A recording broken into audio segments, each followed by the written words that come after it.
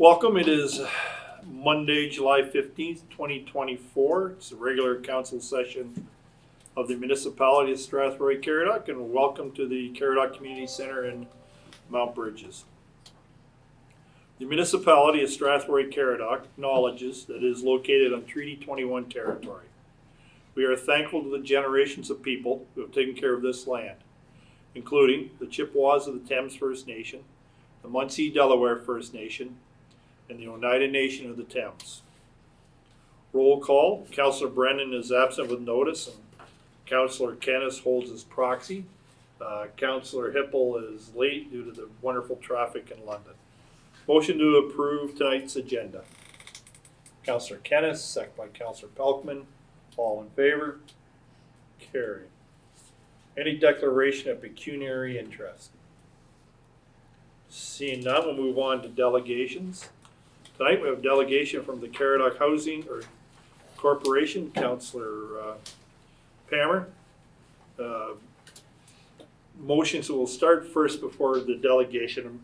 Motion to approve the Strathroy-Caradoc Housing Corp. And then we'll go for Councillor Pelkman, second by. Sorry, for approval of the budget? Yep, approve the Okay, budget. Yep. thank you. Second by Councillor Kennis. So then, there's Councillor Hippel. So if you'd like to make your presentation, Councillor, and then we can approve the budget and ask other questions. Okay, so I'm here tonight as representative of Caradoc Housing Corporation to give council an update, and there's a couple of items of business that we need approved, as been mentioned. Just as a quick update, as of today, Caradoc Place, so that's the new building on Adelaide, is 90% full. There are 3 units available, so we're very pleased about that. And as you know, that's a 37-unit building, 15 affordable units, and 22 market rate rent units, which opened at the end of January. The past year, Caradoc Housing has been busy, of course, with getting the new building up and running, but also we needed to review our bylaws and our articles of incorporation. The corporation falls under the Ontario Not-for-Profit Corporations Act, or ONCA, which comes into effect later this year. So in order to make sure that we met all the requirements of ONCA, we needed to undertake the amendment of the articles and the bylaws. Those were presented to our members on June the 26th and approved at our annual general meeting. So the next item, and I've included them obviously with your package tonight, and I'm happy to answer any questions about that later as we move on. The item that we've put forth currently, or the mayor has put forth, is our 2024 proposed budget. This was also approved by the members at the AGM.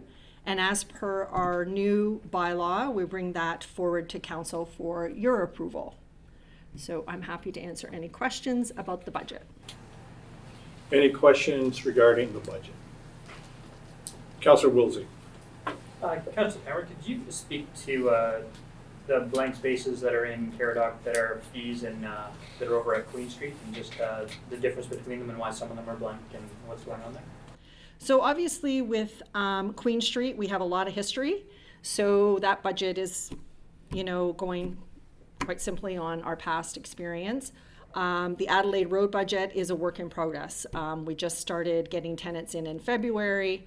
The building just really came online in January. So some of this is an estimate, first of all. So this is definitely a work in progress as the year goes on. There's a couple of blanks. Office supplies, for example, is blank because we now have a property manager. So the property manager manages the office. So any office expenses would go towards the property management. Caretaker fees on Adelaide Road property, for many years there was a caretaker, and that person is no longer there, and we have a property manager at Queen Street who will also be Queen and Adelaide. So that's why there's no caretaker fee, because that's being covered under property management. Security, tenant security will also come under the property manager's budget. Building equipment and maintenance and pest control, we're certainly anticipate, since it's a brand new building, we won't have any of those this year. Landscaping, snow removal is also covered under the property management fees. Painting, again, as it's a brand new building, just painted, we don't anticipate anything this year. And then gas is blank too, because the building is serviced with hydro. Any other questions? Councillor Kennis. Just a comment, having formerly been on the board, just to point out that the budget makes the assumption, I believe, that a full occupancy in the new building from January 1st of 2024, which of course it isn't, because it's still now at 90%. So there will be a significant shortfall in the budget at the end of the year. So just so that's not a surprise to anybody, the budget, like I said, made the assumption that it was fully occupied January 1st, 2024. So. Yep. Any other questions? Okay. Seeing none, we have a second motion that we approve and I should note the new name, it is now Strathroy-Caradoc Housing Corp. 2024 budget. All in favor? Opposed, if any? Carried. Next is the motion that council approve the following appointments to the Strathroy-Caradoc Housing Corp. Mayor Colin Grantham, Deputy Mayor Mike McGuire, Councillor Donna Palmer, Councillor Greg Wilsey, and Member Heather Martineau. Someone to bring a motion? Deputy Mayor, second by Councillor Hippel. Any questions? Mayor, if I just may make a comment. Councillor Derbyshire got his hand up. Okay. Do you want to go first, Bo, or do you want me just to? No, you're probably going to answer. So this slate in front of you is not exactly the same slate of directors that was approved at our annual meeting. At the annual meeting, we had a tenant representative and as a community member from Ward 1, also approved for the board. However, both of those people have since asked to have their name removed. So we currently have a vacancy of a tenant member and a Ward 1 community member on the board. However, under the bylaws, we can operate with 5, so we will continue to operate, but we are looking to fill those vacancies. Any other questions? Councillor Hippel. Have you reached out to anyone on Queen Street to see if there was anyone there that would be interested in being a tenant representative? We'll be putting notice at both buildings. Okay. It may already have been done. I talked to the property manager about it, but there'll be notice put up at both Okay, buildings. great. It would be nice to have someone. Yeah. Okay. Any other questions? Seeing none, you have a second motion. All in favor? Opposed, if any? Carried. Thank you, Councillor. Next on the agenda is a public meeting. The purpose of this public meeting is to consider an application for a zoning bylaw amendment for the property at 6729 and 6735 Calvert Drive. Motion to open the public meeting. Councillor Kennis, second by Councillor Wilsey. All in favor? Carried. So, Mr. Williams, you're up. Thank you, Mr. Mayor, members of council. As you noted, this is a property at 6729 and 6735 Calvert Drive. The owners are the Lumens, James and Susan. They have been before the Committee of Adjustment earlier this year for the severance. One of the conditions of that severance was to have the property rezoned. That application is come forward and the public meeting is tonight. So in terms of what's being asked, the retained parcel is being rezoned to an A3-10.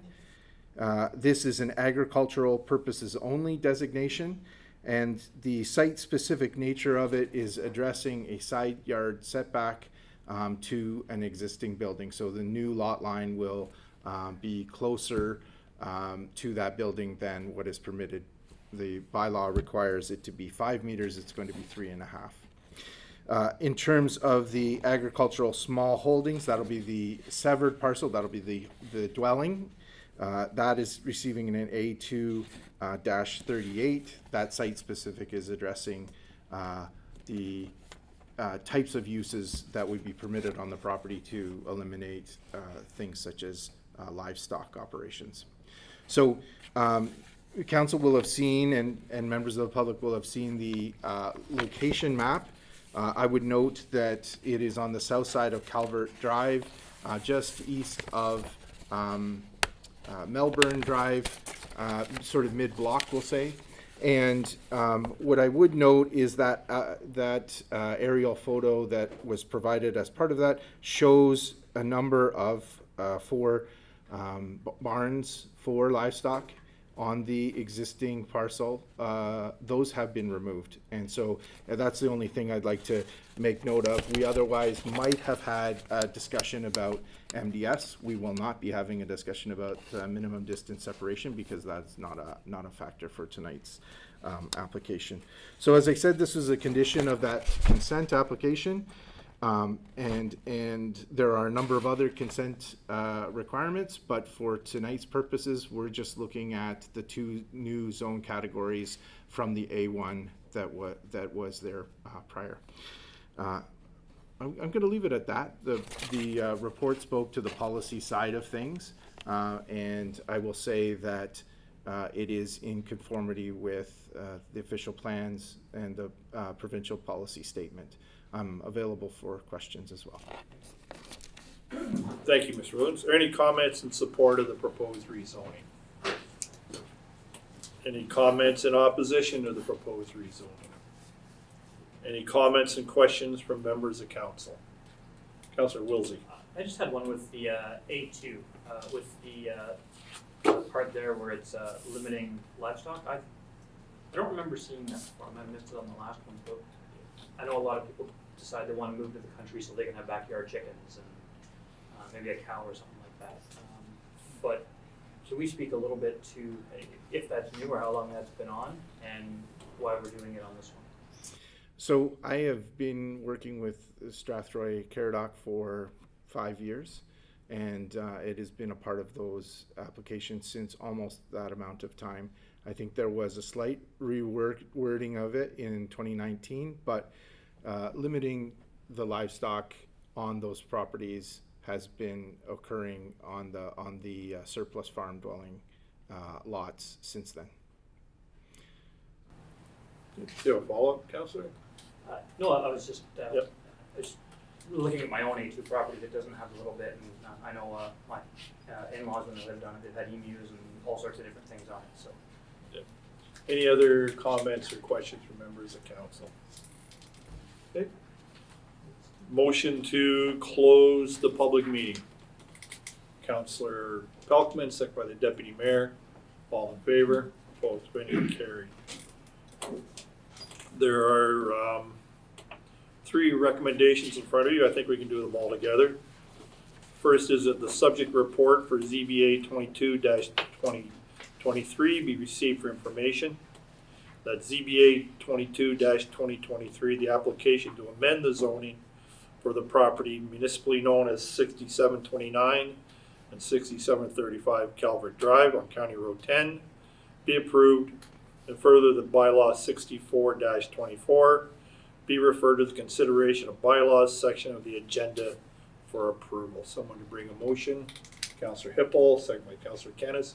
Any questions? Seeing none, all in favor? Opposed of any? Carried. Approval of minutes, the regular council meeting minutes from July 2nd, 2024. Motion to approve those minutes, Deputy Mayor, second by Councillor Kennis. Any questions on the minutes? Seeing none, all in favor? Opposed of any? Carried. There are 6 communications in front of us. Let's deal with 7.1 first, which needs a direction requested of council, and that is the temporary Y connection request, proposed severed parcel fronting Emerson Street, currently part of 22608 Adelaide Road. Before we bring a motion, were there any questions, comments, concerns from members of council? Councillor Palmer. How temporary are we talking, and is there a permanent solution in place? Director Huff. Yeah, there she is. My understanding is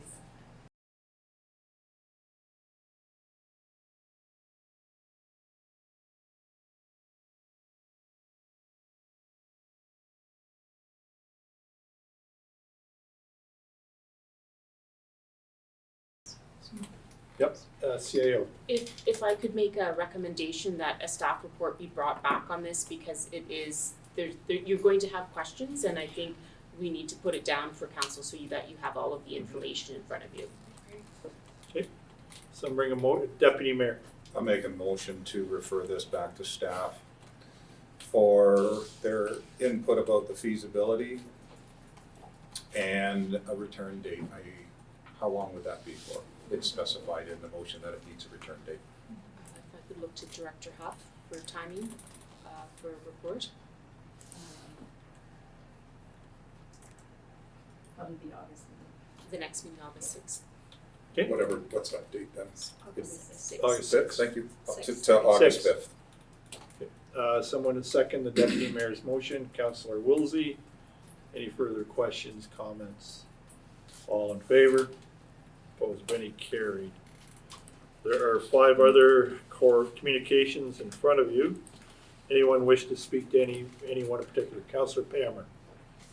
7.6, Okay, go ahead. just go ahead. Yep. So I thought this was very interesting.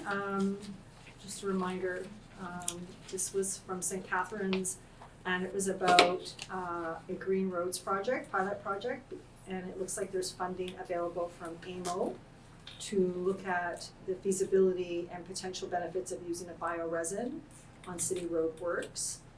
And I wondered if we could possibly, if there was any interest from council, I would certainly be interested in seeing if this is a potential opportunity for us, the municipality, to explore this and the opportunity for funding to do that. Okay. Any other comments on that? Do you wish to bring a Can I motion? motion? Yep, bring Yeah. a motion. So I'll motion that staff prepare a report on the investigation of alternative construction materials and methods for roadworks that minimize the municipality's carbon footprint and are more environmentally sustainable, and funding that may, including opportunities for funding for that. You have a seconder for your motion, Councillor Wilsey. Any other comments? See none, all in favor of that motion? There are now, any of the other 4, anyone wish, Councillor Pelkman? Yes, if you don't mind, 7.3, the motion from the municipality tweet talking about OPP costing. This was a pretty big issue when I was on the police services board, and I can't tell you how much I disagree with their statement. I think every municipality needs to pay for their policing costs. That puts us at a severe disadvantage if some municipalities get their policing for free. And if you already look at the OMP funding, Adelaide Metcalfe gets more money than Strathroy-Caradoc does, not only in actual dollars, I believe, but certainly in per capita funding. And so we gotta make up that cost somewhere else. I just think it's not, if any of our county representatives or anybody at a conference has an opportunity to speak to that, I think every municipality needs to pay their fair share of policing costs. Thank you for that, because I wasn't aware that our neighbors get funding. Thank you. Any other, Councillor Wilsey? Just quickly on 7.5, not in necessarily regard to the importation and the safe use, but more the disposal. There's been a couple instances lately where the lithium-ion batteries, if they're put out in the garbage, they will actually cause fires in the garbage trucks. We had a garbage truck, a Blue Water Recycling, catch fire because somebody had disposed of lithium-ion batteries, and when it crushed them, it caught fire, and that truck sustained significant damage because somebody threw batteries in the garbage instead of properly recycling them. So just a note that if you can take them to the proper place, I know stores around there that do that, Staples and Home Hardware typically recycle them, as well as a number of other places. So. Okay, thank you. Any, Councillor Pelkman? Question on that, it's been a discussion on, now that the e-bikes and all their stuff, which obviously require much larger batteries, where people take them to the same place. I believe so. Okay. I'm not 100% sure on that. I can ask for something. Any other comments? Councillor I Cannon? guess the only one that hasn't been commented on is the one that was a homegrown correspondence, which is 7.2 on the building permit Yes, Yeah, I missed that. It's great, it's great information, so I. No, we should- thank you for. We should encourage the Nope, it was- continuance of it was that sitting- report. Yep, And it's great to see that actually the number of permits increasing, especially in the second quarter. It looks like some of those places that we've approved are starting to be built, so that's good. thank you. Any others? Okay. Motion that we receive the communication items for information 7.2, 7.3, 7.4, and 7.5. Someone bring a motion. Councilor Kennis, second by Councilor Wilsey. All in favor? Carried. Building and Planning, the Planning Committee Options Report. Motion to receive the report. Deputy Mayor, second by Councilor Hippel. All in favor? Okay, thank you, Council. So Council will recall that back in February, there was a request that Council strike a Building and Planning Committee, and that they both commence, and that it commences by September. So staff are following up to that request, and we've provided a report for Council to consider some information relating to that request. So without getting too much direction on what a committee would look like, staff have done some extensive research on what other committees look like in other municipalities, and really realize that, you know, the purpose and function of planning committees across municipalities very substantially, and so some are really high level, intended to really provide feedback on larger provincial policy changes, while others are intended to provide a space to deal with individual applications. And like committees, like some of the other committees that Council's currently involved in, though, committees make recommendations. They don't actually pass the bylaws or make the binding decisions for those planning applications, if that's the direction that Council wishes to go to.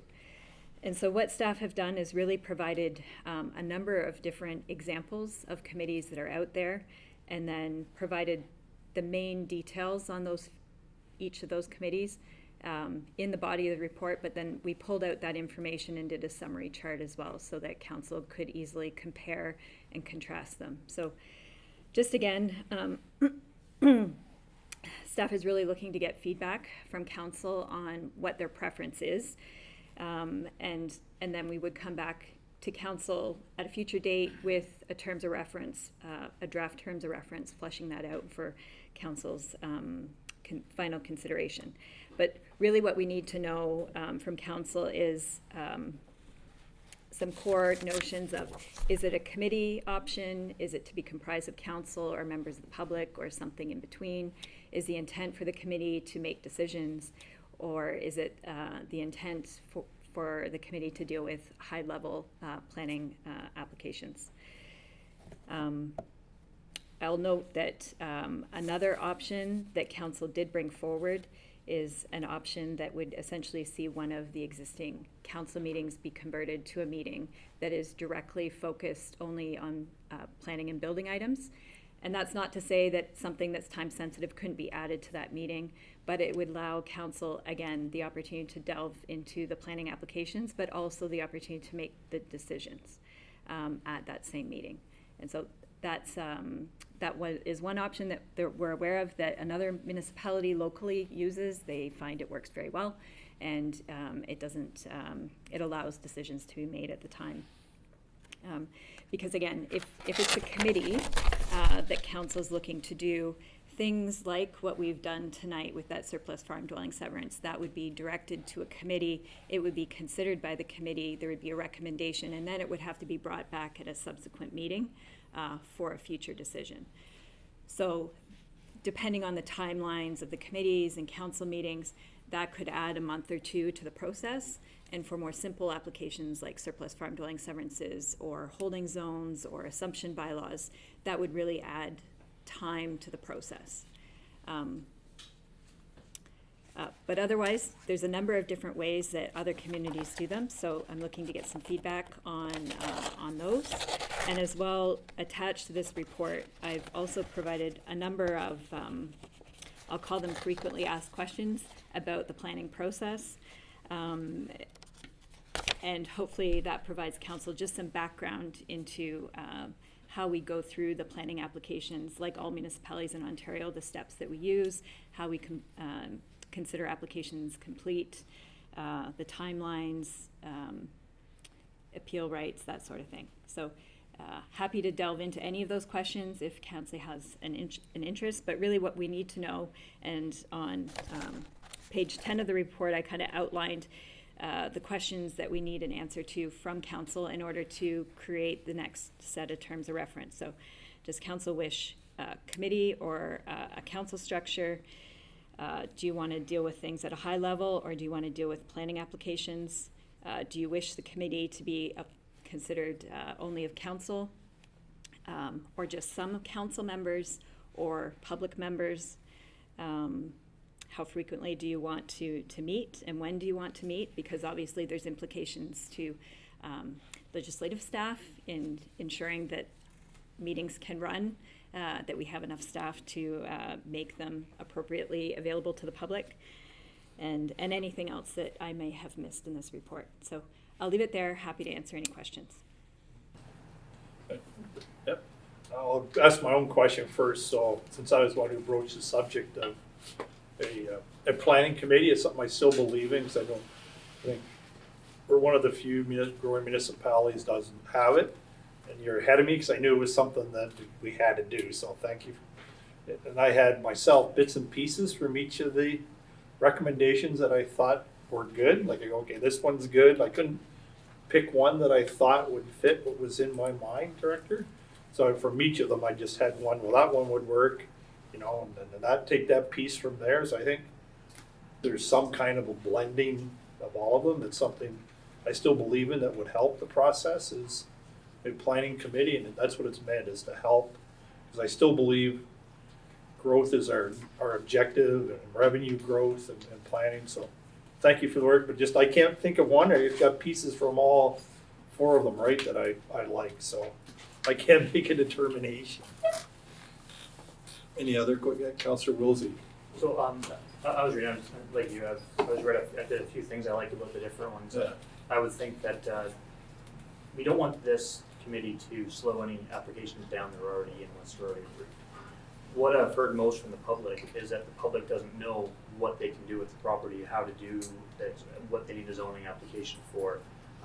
If they want to sever their lot, how are they able to do that? Are they able to subdivide a rural lot, and what their zoning is? So my thought is that this committee would be something to that residents could come to and ask their questions before they're submitting an application, so we're not taking up staff's time.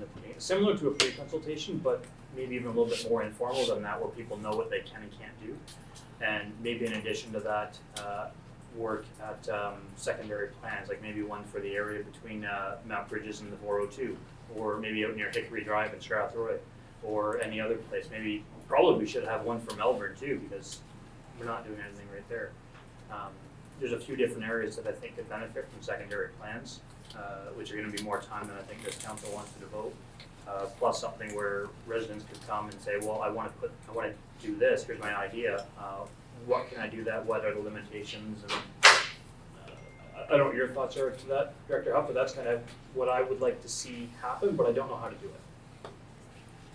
So it's a good question, and it's tricky, to be honest, because like as an example, for severance questions, we answer severance questions multiple times a day, and the answer will be different for every application, every property potentially, because there are different circumstances going on each of those properties. Some have livestock units, depends on the type of road it's in, depends on the natural heritage features, depends on if it's near PSW, it depends on, and so all of these factors kind of, you know, we have as staff some of the background information to provide to the applicants on that.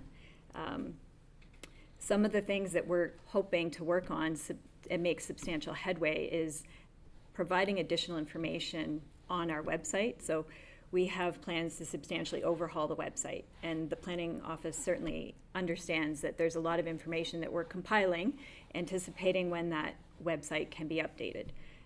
One of the things that we've done is create a planning portal. So similar to what we did with the building permits, we've created a portal where somebody has heard that there's a planning application out there, and they can go on to the website now and type in an address, and they can find the bare bones information of whether or not an application's been submitted, like whether it's deemed complete, and then contact us for information. But eventually, that point that would be available on a map would be linked to all of the application information. So the application itself, the notices, the reports, and things like that. So I understand a lot of people want to know about applications that have happened, and they also want to get that generic information of, you know, who do I contact about a severance? What kind of things are considered as part of a severance? And so those FAQs are going to be part of an update.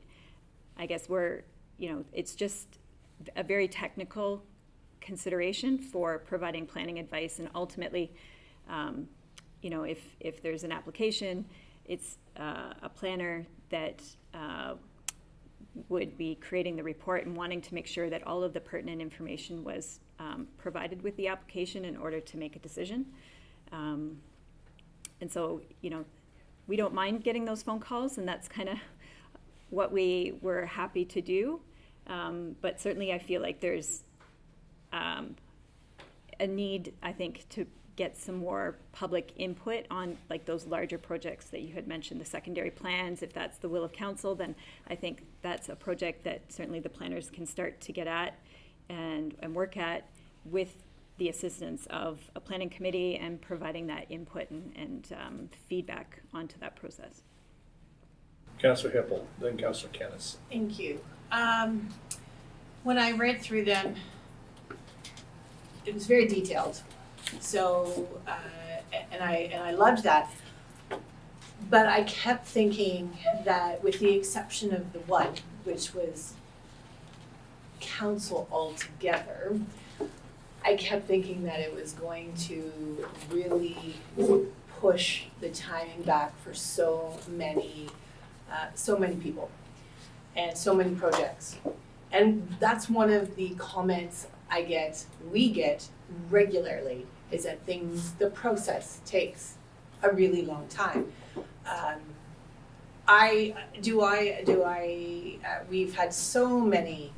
We have so many meetings as council as a whole. However, I think it would be very beneficial if we were to have all of us just specifically have a meeting on this. I know it said something about once a month. I don't know. I'm not putting stipulations on it. I'm not putting the frequency. I'm not doing any of that. I'm just thinking that each and every one of us would like to, I would assume, would like to participate, would like to learn, would like to know, would like to be part of the process. Because otherwise you're having a committee and the committee has to come back and talk to us. And when we're already in a council meeting, and by the time that committee comes back and advises us, I mean, it could be near the end of our meeting, we could be in a very long meeting as it is, and are we just putting things through? Are we unsure? We're not, and I mean, we're just basing our recommendation on, yes, you're right. I don't know. My personal opinion, not that I want to keep having, more meetings of council, but at the same time, I think it would be beneficial and probably, I just think that that's my own personal opinion. I think that it would be beneficial for everyone and make the process a little bit more efficient if that's the direction we were going in. Anyways. Councillor Kennis, and then the Deputy Mayor. I guess my concern is that, us giving advice on whether a severance, what needs to be done for a severance or what, I can only speak for myself, but I know I don't have the knowledge to do that. Yeah. And so, and what we invariably do is turn to we need to ask the planning people what can be done. And so we're just repeating what needs to be done.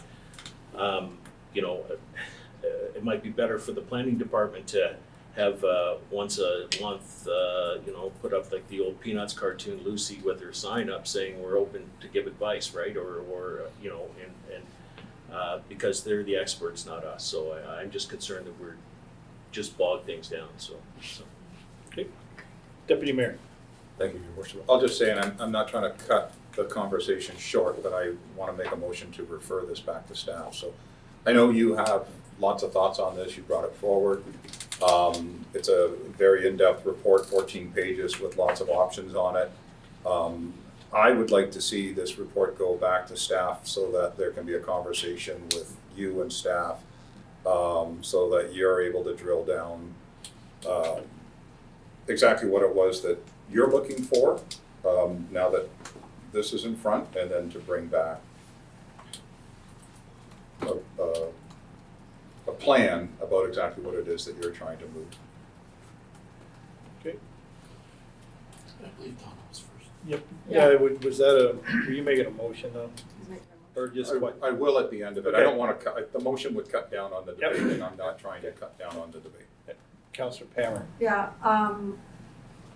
just echoing Councillor Hippel's concerns, I'm very concerned that this would just add another layer of bureaucracy into what's already a very bureaucratic process, not through our own fault, but just because of the process. So I guess I don't really see what would be achieved, and that's what I would be looking for to support it, is what exactly would be achieved by doing this. I could see the value in some of those broader planning, as Councillor Wilsey was talking about, if that's something that is more ad hoc and we want to talk and explore something like that a little bit further. But in regard to the regular planning and that happens, I just don't see what this will achieve at all. And I'll address at the end. Right? Go ahead and then I think that Councillor Falkman and Bo, did you have a? Yep. Yeah. Thank you.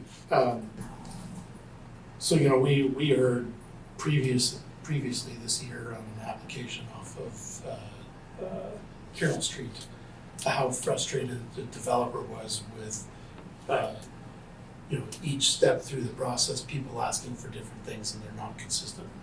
And, I would basically, looking at the options that are on here, I would rule out every one that would possibly delay an application and add another layer of that an application would go through.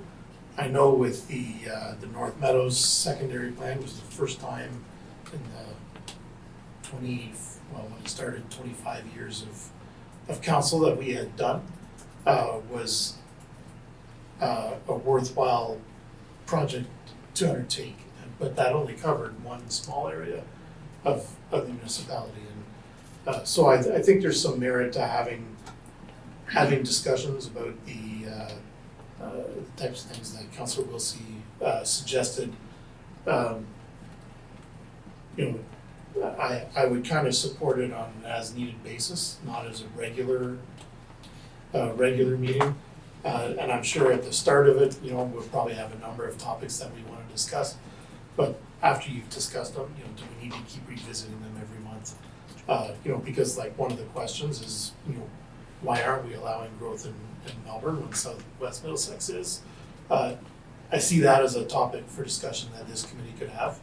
And there's not really a venue for us to have that discussion right now. But I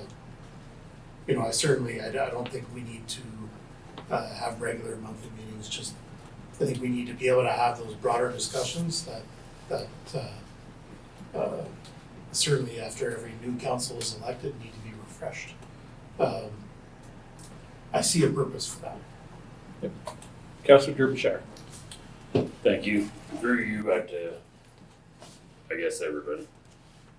I'm glad Councilor Pokman brought up the North Meadows thing, because to me, that's what I thought this committee was more about, the actual planning and process of where we look like we're headed, not about who gets approved and who doesn't get approved. I don't think that committee should be in any part of that. But I do believe we should start to put things together so that we're not just putting a subdivision here and another one here and a this and that. Like, even though that North Meadows project's a great idea and was not owned by one person alone. Like there's numerous people involved, numerous acres that came together and was laid out very nicely. Makes a nice place. Those are the kind of things I thought this committee would be involved with, and I thought at that point you could then possibly hear from developers about what maybe they're thinking about doing going forward and whether that's a fit in a certain area that they have or not. Like, I more see it as that, not as approval, denial. And to me, I would put a couple counselors for public, and I would try to get some outside sources, whether they be developers without a vested interest, somebody with some knowledge of what goes on, along with our people. I'm not saying to remove some staff members, but find some people that have knowledge base in building, designing, and subdivision, so that we can have somebody in the room that has knowledge of that. Not somebody that has a land base in here or has a vested interest in growing here. You know, maybe we find someone from outside that wouldn't mind coming once a month to sit on this committee as a bit of an advisor. That's how I saw this, so I don't know where that fits in any of these options, other than not the whole community one where there's 9 members of the, I don't think that's a fit either, but you know, to me, I would more see it as somebody like an actual just planning of what we're doing as opposed to approving, denying, and that kind of thing. That's what I think, but I don't know. Councillor Wilsey, then I'll answer some of them. Yeah, it was just a comment on what the deputy mayor said about staff coming and working with you to figure out what we want to do for the committee. And my only thought when we said that is that a single councillor cannot make a decision. So if we're going to have staff work just with the mayor and come back and we're not going to have this discussion again, I'd be opposed to that motion, just because we can't have one councillor working with staff and then not have this discussion about how we want it to go again, because we've had some good discussion tonight. Yeah, they're great So discussions. I think, if anything else, maybe I would make a motion. I'll let you speak first, but maybe make a motion before it to a strategic priorities meeting to discuss where you want the community to go. Yeah, no, I think it's great. I've enjoyed the discussion, and a lot of it I had thought about, that there's planning for different areas. You, Councillor shares your comments. I also saw part of it though, and I'm going to use Mount Bridges as an example with 2, and I can talk about specific developments. We've all had questions about where is this specific development at, whether it's, we can speak about it publicly or anything, a Sifton or a Westdale. We've had questions that we've had. And those get asked, I'm not sure when a report comes from staff, and I don't mean to say staff, but when there's a development. But I think as a council, as a mayor, I like to know what's going on. I want to know what's going on with different developments and do what we can to spur on growth. And I've heard the comments about we don't want to slow down the process. Well, I'm fully cognizant of the role of planning, the provincial policy, the upper tier but I do know there are decisions that council can make, and we've seen council make those decisions. And Councillor Pelkman, you brought up the development on Carroll Street that came before us, and there was a question about 1 entrance versus 2 entrances and where the entrance may possibly be. That took some time to get before us. There's been other questions I've seen, that come before council where we have made the decision or asked to make those decisions. So it's those kind of things where I look at, if they got to a planning committee sooner and it came up as a question, this is what is stalling this development, no matter what development it is, where we could make the recommendation back to council that we're okay with that. So we would ask, sorry to do this director, we'd ask the director, what's going on with this development? And I equate it to my days as a sales manager. I have said that your building and planning department, they're your revenue growth department. They generate revenue. So just like I would do as a sales manager, I may ask monthly, usually on a Friday afternoon so nobody can leave, I would ask, what's happening with this sale or this development? What is holding it up? What is the roadblock to us moving that ahead? So the example on Carroll, if we ask building and planning, the roadblock seems to be an entrance. We may be able to spur that along. So what I'm trying to do is find ways to help move things along so that we can have more revenue generation and move some of these projects along. So that's what I'm trying to do, is find out what the hurdles are and what can we do to help move it along, because the process, those hurdles, we don't see until, for lack of a better word, when staff would come back to us, say, this is what we're looking at. And those are council decisions. They're outside of the provincial planning policy, they're out of our policies, where we can make the decision. And they might only happen 3 or 4 times a year. And I agree, Greg, about looking at, different planning settlement areas. That's part of it. But I do know that in the City of London, one of the things they've done, they've got more aggressive towards planning and development and growth and housing, because this is what this is about. So that's my thought, not to hinder it. And you're right, if there's no reason to meet, I don't like meetings either, but if, there's 4 or 5 developments that are in progress, we could ask, Director, what is happening with that? What is your hurdle? And can we help overcome that hurdle? So if you're gonna say, well, this is the hurdle, it may be a council decision that we could make to help move that along. That's what I'm looking for. So it's not to create, Councillor Hippel, more roadblocks or make bureaucracy, is to find a way to move things along. Because I really do think that, and I'll go to both, their building and planning is important, because we do need development, we do need growth, and we do need the revenue generation. So, Councillor Derbyshire. I guess my only thing with that is, then are we putting public on this committee? And if we are, there's certain things on certain. No, that's what we haven't thought, right? No, but that's kind of what if we are, like, that's, if you look at what they're asking us to send back to them, that list of stuff, they want us to narrow this kind of down a little bit too before we go back to them and say, you narrow it down for us, like. Right. Yep, sorry, Deputy Mayor. So I'll go back to where I was originally, which is, I'm gonna make a motion to refer this back to staff to consult with the people that made the motion. Essentially, Your Worship, you made a motion about setting up 2 committees, strategic priorities, planning and building. It was seconded by Councillor Palmer, and staff have come back and said, not 100% sure what it is you want us to do. Here's a 14-page report that can tell you what we can do, what we can't do, what others are doing. And I simply want to have you, Your Worship, I really don't care if others are involved in the conversation. Speak to staff to narrow down the scope of what the motion is, so that staff can hopefully narrow down 14 pages to 2 pages or whatever, that then we can have a discussion about it. So I'll make a motion to refer it back to staff for a discussion about narrowing down the scope of the original motion, and that be returned in 3 meetings from now. It gives you 6 weeks to have the conversation, unless you want to rush it.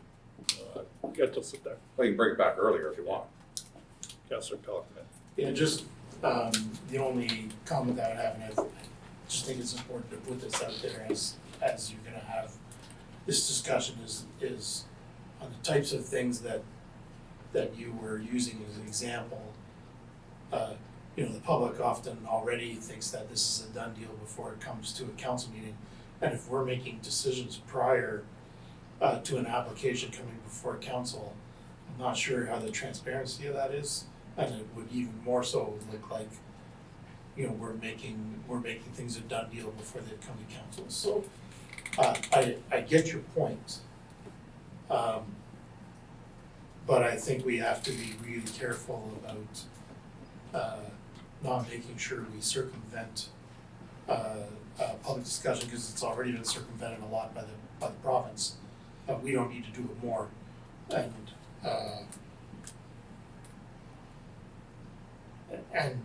as well also just to make sure that the planning staff have the teeth to say no to a developer when no is required. And if we step in and say, yeah, no, you should be able to do that when there's maybe sound reasons not to do it. But from a politician's perspective, it's very voter friendly to do it. I'd be very afraid of stepping over some of those bounds in that thing, especially when we're talking about specific applications. I would be more comfortable about having broader discussions. So if, for instance, let's take the Carroll Street option, or even the discussions between Westell and that if there were specific issues in there that were holding up the development, then we could have a discussion about future developments, but maybe not that one, because that's already in the works and between private parties. So. Yeah, sorry, you got I've it. made a motion, so. Yeah, I'm you need looking to call for a a seconder. on it, please. Someone to second. Councillor Kennis. All in favor? Opposed, if any? 2, 3, 4. So you have to use Councillor Brennan's proxy. I would say yes. Okay. So carried 5 to 4. So then, can I just ask one question? Yeah, go ahead, Bo. Just for clarification, we're sending it back to staff. So you and staff can narrow down what you wanna do, and then we're gonna open it back up and do this again. Yes. Nothing gets approved without council's approval. Sorry, Okay. can I just ask a quick Yeah. question? Sorry. So the motion that I'm working under says that this thing needs to get going by September 1st. Yeah. There's only one meeting between now and then. Yeah. So I won't, I'm still not quite clear on what this is gonna look like, but I doubt my next kick at the can is gonna be perfect, although for sure it would be darn close, but probably won't be perfect. So if I could maybe get an extension to the September 1st start date. I think the deputy mayor did that, right? I didn't, but I'll make a motion that the September 1st timeline on the original motion be removed. Okay. There's only one meeting in August. There's only one meeting in August. Yeah, Yes, so Councillor just Kennis. take that off and we'll get it done when we get it done. Well, I understand the idea behind it. I guess the reason I voted no for that is because everything that our director put on paper or iPad, what have you, took a really long time, and she sat down and went through detail by detail. And I mean, what we read and what we were thinking in the discussions that we've just had, I understand that we do need to, none of those things were perfect, that's not you. None of those things were exactly what we wanted, and we brought out a whole bunch of different ideas on what we each thought this committee would be. But I guess I just feel like we're making our director do the exact same thing all over again. And I just, Go ahead. I just want to bring you back to procedures.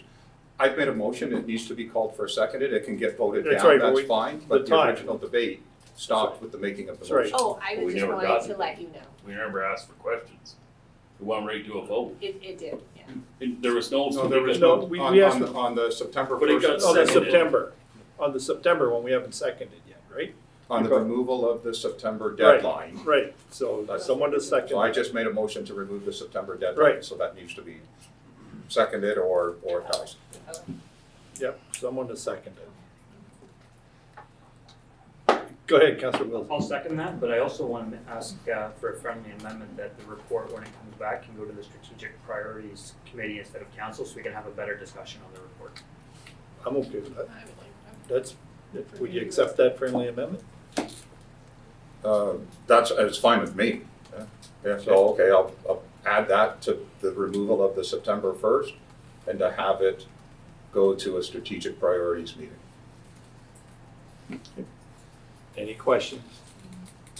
Seeing none, all The in favor? seconder's okay with that too. Yeah, the second. I thought he did second. Anyways, all in favor of that? Carry. Lionsgate subdivision, motion to receive the report. Councillor Palmer, second by Councillor Wilsey. All in favor? Carried. Director Huff, do you wish to speak to the report? Thank you, Worship.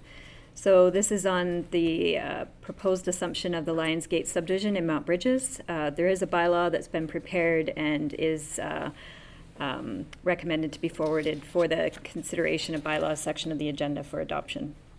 So this is 67 single-detached dwellings, a block containing a portion of the Lipset Municipal Drain and the walkway connecting to the Lions Park Drive. And Council may recall that this was executed, the subdivision agreement was executed back in 2019. The developer, BDM Developments, has completed all of the requirements of that agreement back from 2019. And building and planning staff have worked alongside the Environmental Services Department and Roads Department to make sure that all the requirements of the subdivision has been completed. There is multiple inspections and repairs done where deficiencies were found, and staff are now satisfied that all requirements under the agreement have been met. So I'll leave it with that. Happy to answer any questions. Any questions? Seeing none, I have a motion that bylaw 65-24, which provides for the assumption of the Lions Gate subdivision in Mount Bridges, be forwarded to the consideration of bylaws section of the agenda for adoption. Deputy Mayor, second by Councillor Pelkman. Any questions? Seeing none, all in favor?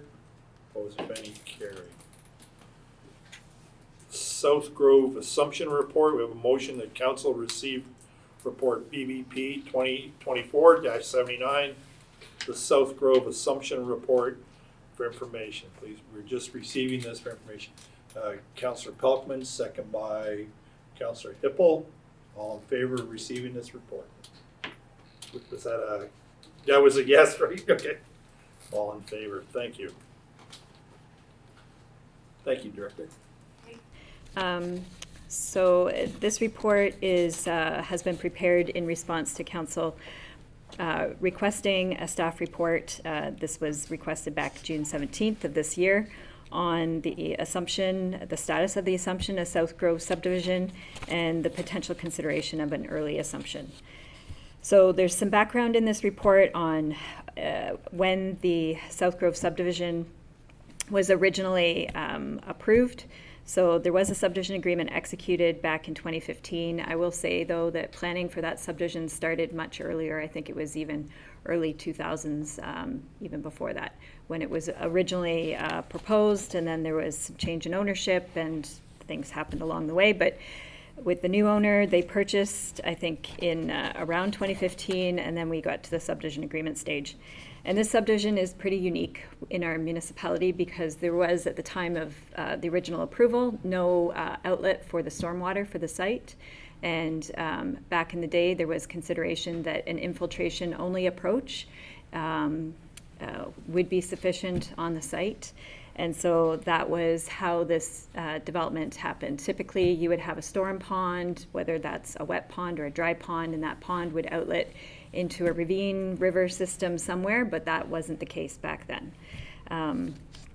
There was engineering to support that approach, and the subdivision began to be built out in 2020. Phases 1 and 2 were assumed by the municipality. But about that point in time, the municipality started to get a number of concerns from area residents about flooding in the area, and we have all been out to the site. And of course, this is a very it's timely that this is being considered given the rain event that has happened today and the last couple days. So, staff certainly understood that there was the infiltration system, as originally proposed, wasn't doing what it was intended and designed to do. It wasn't working the way that we thought it was going to be working. And so, although there was some discussions about potentially assuming further sections of that subdivision, we made the decision to not do that and work with the developer's engineer, and our own engineer to try and investigate what was happening on the site and find a solution. So that took quite a long time. It took a couple of years, and it's. I just want to say we had a developer that was willing to work with us to find a solution, and an engineering staff that were able to really spearhead this. We couldn't have done that without the cooperation both of engineering staff as well as my own staff, Jake DeRitter. He's been fantastic in working with the engineers to find a solution. So the solution that we've arrived at, that has been designed, that has been approved, includes the installation of a new stormwater management pond that's going to be located in Phase 5. That pond is going to outlet into Strathroy Crossings drain.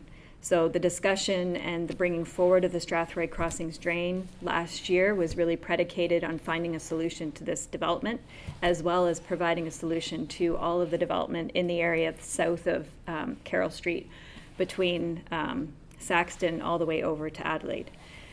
So we needed to organize the construction of the Strathroy Crossings drain. That involved a number of landowners, a number of meetings under the Drainage Act.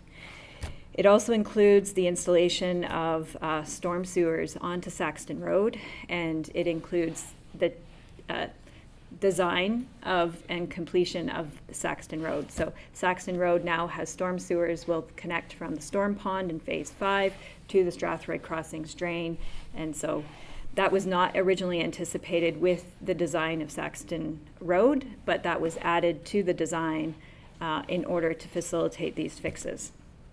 It also includes the installation of new storm sewers along parts of Elliott Street, Elwood Street, and Collins Way in both the assumed and unassumed areas. And that's intended to direct the new storm, the storm on the streets to the new stormwater management facility. And then there's connection of various rear yard catch basins to these new storm sewers for those backyards that have ponding in their backyards. And then it's an establishment of some improved overland flow routes in order to convey that water to the storm sewers and eventually out to the pond and out via the drain. And I will note that the goal of stormwater improvements is not to remove all ponding of water entirely. So it will substantially assist with how quick the water, after it's collecting, leaves the site. Just like all parts of the town, all construction of roads, some ponding will happen in certain rain events. But what this will ensure is that the water that does come down leaves the site much faster than what we're seeing otherwise. And the developer has offered to pay for the installation of these storm fixes. So that includes the installation of all the new storm sewers on the streets, as well as giving up 2 lots in his Phase 5 and the construction of the pond. And I'll say the pond is also taking water from Saxton Road, and we're not being charged that either. So there's a number of moving parts, and the developer has really come to the table in order to make these fixes happen for the community, which we appreciate. I will say that Phase 5, we've been working with the developer. He's eager to get that going. But what will happen is that agreement is being considered at this point and will include the assumption timelines in that last agreement. So it will clarify when we're going to assume things. So again, I know that there is interest in potentially assuming the subdivision early. That would mean that a number of things for the municipality. It would mean that we would potentially be on the hook for making all of those improvements to the storm sewers. It would relieve the developer of an obligation for parkland contribution. We would potentially be assuming assets that haven't been inspected and repaired prior to assuming. And as well, there might be a request for a contribution from the municipality for the storm pond that we haven't received otherwise. As well as, of course, there's top coat that hasn't been done that would be on our responsibility if we were to assume it earlier. So staff did investigate whether or not we could potentially assume the park block earlier, but there's some significant insurance concerns by the developer of doing so. If the roads around it are not assumed by the subdivision, his insurance company has advised him that would not be something that would be advisable. So what I've in this report, and again, give kudos to Jake DeRitter because I didn't have time to fully complete this report, so he's done the heavy lifting on this, so I really appreciate all his work on this.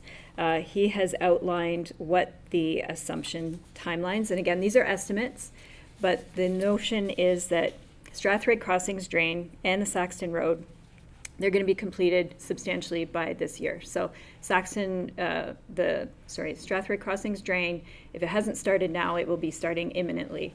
The Saxton Road has been tendered. We've had pre-construction meetings, so again, that is also beginning to happen any day now. And both of those projects anticipated to be done by the end of this year. And then we're hoping that that means that with an agreement for phase 5 of the subdivision, that would allow the developer to start the stormwater fixes again by the end of this year. So those will be completed by the end of this year. Once all of that is done, the assumption process can begin. So that means curbs, sidewalks, water lines, curb stops, all that can be inspected by the municipality and repaired by the developer next year. And we can assume the park and phases 3 and 4 likely by late next year. And then complete the design of the park by the end of 2025, although I know most of the design has been done, and possibly start construction. So end of warranty period for those phases, 2026. But for all intents and purposes, we could potentially have the park assumed by the end of next year. We'd have a subdivision that had the fixes to it that would deal with the ponding that we have had on site. And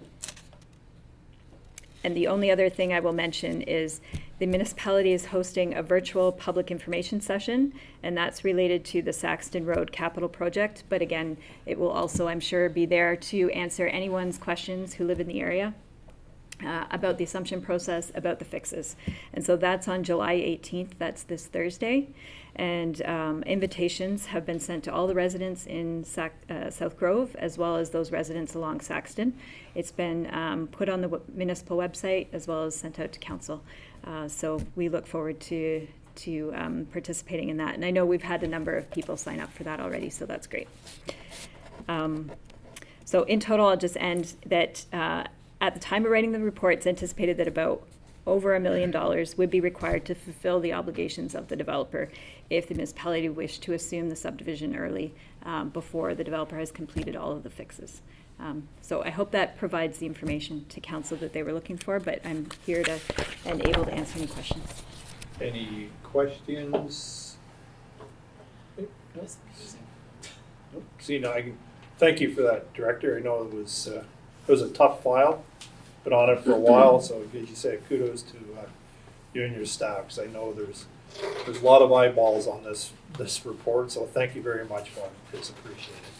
Thank you. Don't see any questions? Oh, okay. Seeing none. Community Services, Director Littleborn. Yep. Oh, I'm sorry, Financial Services. I tried to skip right over it now. They look the same.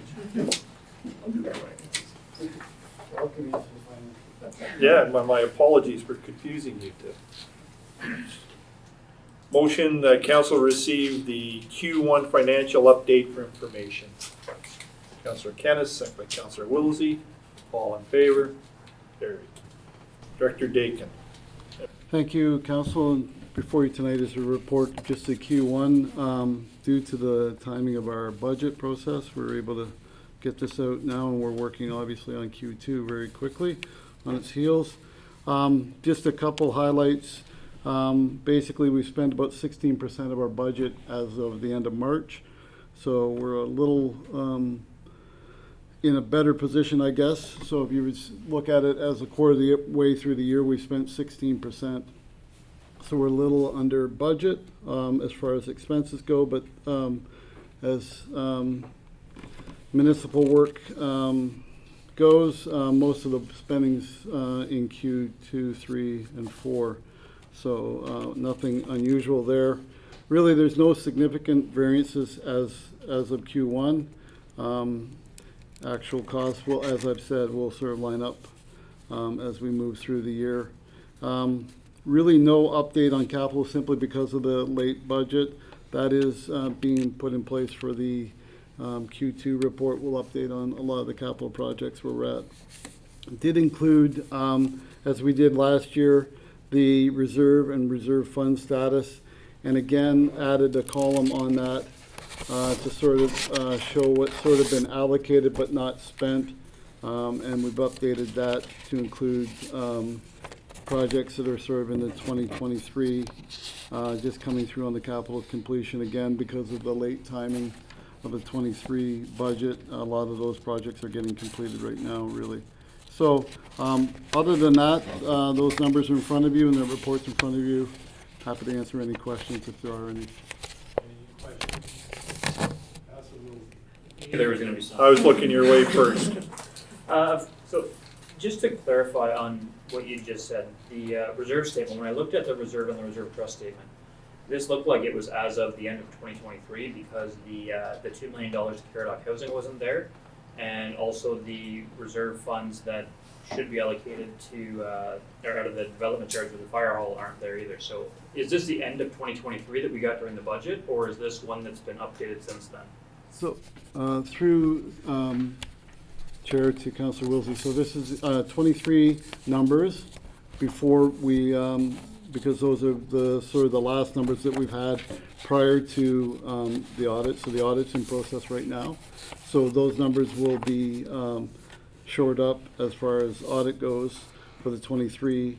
And then what we've done is included anything that was accounted for in 24 and anything that's outstanding in 23 under the allocated but not spent. And then My question on that one then is if this is everything we've already allocated, where is the loan to Caradoc Housing that came out of reserves for the $2 million? And the amount for the fire hall, and I know there was other development charge things that we spent this year, and there's only one thing for the Gemini and the development charges. So it looks like maybe this isn't updated. And Mike, I don't want to put you on the spot, but the question is if it's not updated and it was supposed to be, can it be updated when we get to Q2? through the chair to Councillor Wilsey, so the $1 million that was loaned to Caradoc Housing is already included in 2023. The $2 million was taken out of accounts, so it's under the receivable account. So that will be on the balance sheet under the receivable. So it's still a outstanding, in essence, an outstanding loan, if not a note, I guess would be the best way to put it, and that will show up in the audit. So it's already accounted for, but it's not part of a reserve. That $2 million was not taken out of reserve, it was taken out of the, what's it called? It's a balance sheet account, so it's not a reserve, it's a recoverable account. Okay, and what about all the development charges we're spending this year that aren't, that were in the budget? Because I know there was a number of things that were development charge projects, and the development charge under 2024 proposed net transactions is blank. There's nothing coming out of development charges on this document. Through the chair to Councillor Wilsey, so those numbers wouldn't be adjusted yet because the development charges are done at the end of the year. Right, but this was 2024 proposed, and you said they were all there, but it's blank. Okay, I'll make that correction for the second. The other question that I had was on the operating budget, and I believe it's just a typo in the police service line item. It says that they have their total budget is from non-tax revenue. I believe that's just a carryover because there's a blank spot for approved taxation. It's blank. So I'm assuming that's just a typo. We should probably correct that for Q2 as well. Sorry, from? The police service budget line. The 2024 approved budget. Yes, you are correct. That number is equal to the 2024 non-tax revenue. Yeah, you are correct. So that, I'm not going to ask you where that money is. I know that's just a typo. Just to see what that is before. I don't know if it falls under this. Just as one last question, or if I should ask it under inquiries to the mayor through to, I believe, probably the CAO. You got the floor, Councillor. We had talked in one of our previous meetings that we were going to start seeing the AP reports for all departments come up on the second meeting of the month, and it was supposed to start in July. I don't see on those for tonight's agenda. I don't know if I have to ask about that here under the finance report, or if I can do it under required. Let me know and I can do it later. We can do it here. We can do it here. Yep. Did you, either the director, or did you have that one, or the AP report? So I wasn't, through the chair to Councillor Wilsey, so I wasn't under the understanding that there was a specific timeline. We just need to move those forward. So I'll have those for the August 6th. Now, do you want everything from January to the end of July? Or do you want just since that report was requested? And that's a question really to council, I guess. I don't want to make that decision for all of council, but I would say in the interest of transparency, why don't we, if we're going to be start going forward, why don't we start from the beginning of this calendar year if it's not too much work to run the extra reports? I'd be okay with that, Councillor. You need a motion to that? Okay, I'll make the motion that we include the AP reports in the second meeting of every month going forward, and that the first report include everything from for the calendar year of 2024 to date. Okay, someone to second the motion. Councillor Pammer, any questions? Seeing none, all in favor? Opposed, if any? Carried. Any further questions for the director? Okay. Thank you, Drew. Bill? Now we'll get to Mr. Lilborn.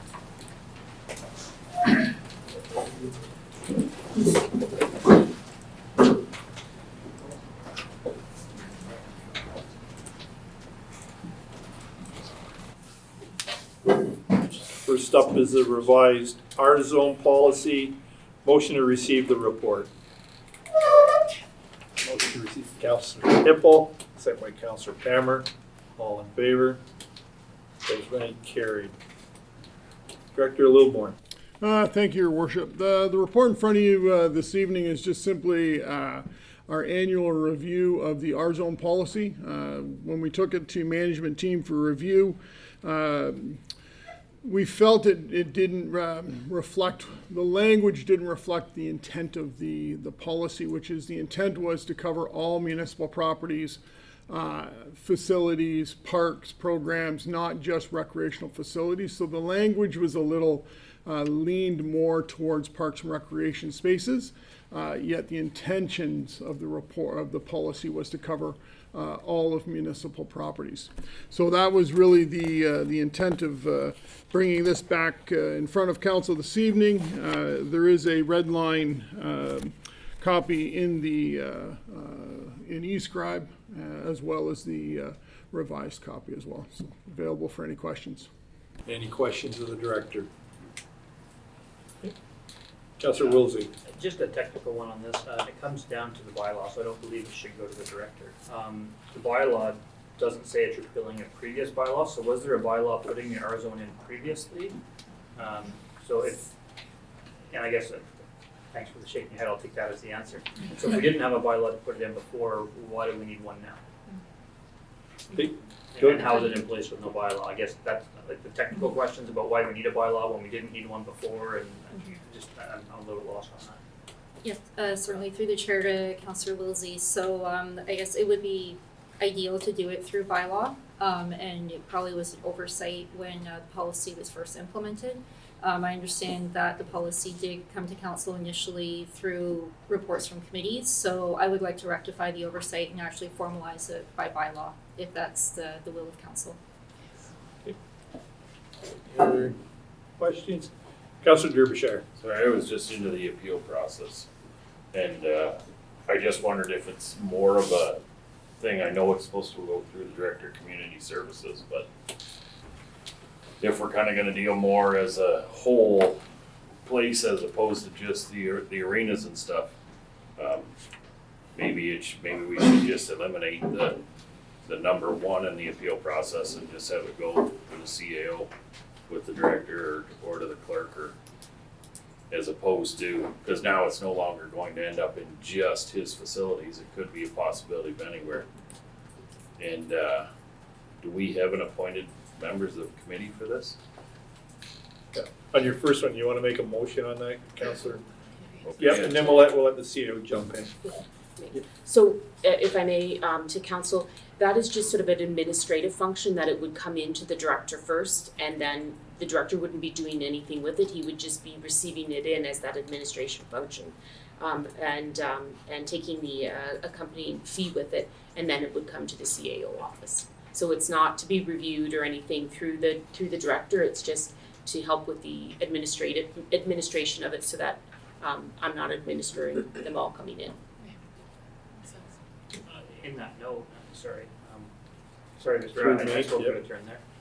That sounds like that's a clerk job. Why are we having clerks and the people who work our frontline staff? We have frontline staff who do that. Why are we having our director of community services doing clerk and frontline work? If it's just receiving a form and a payment, like that doesn't seem like a director's role.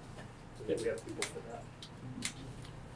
Through the chair to Councillor Wilsey, this can go to wherever you wish it to go to. The policies that we developed our policy off of has it focusing through the Recreation Parks Department or Community Service, as you say, but there's no.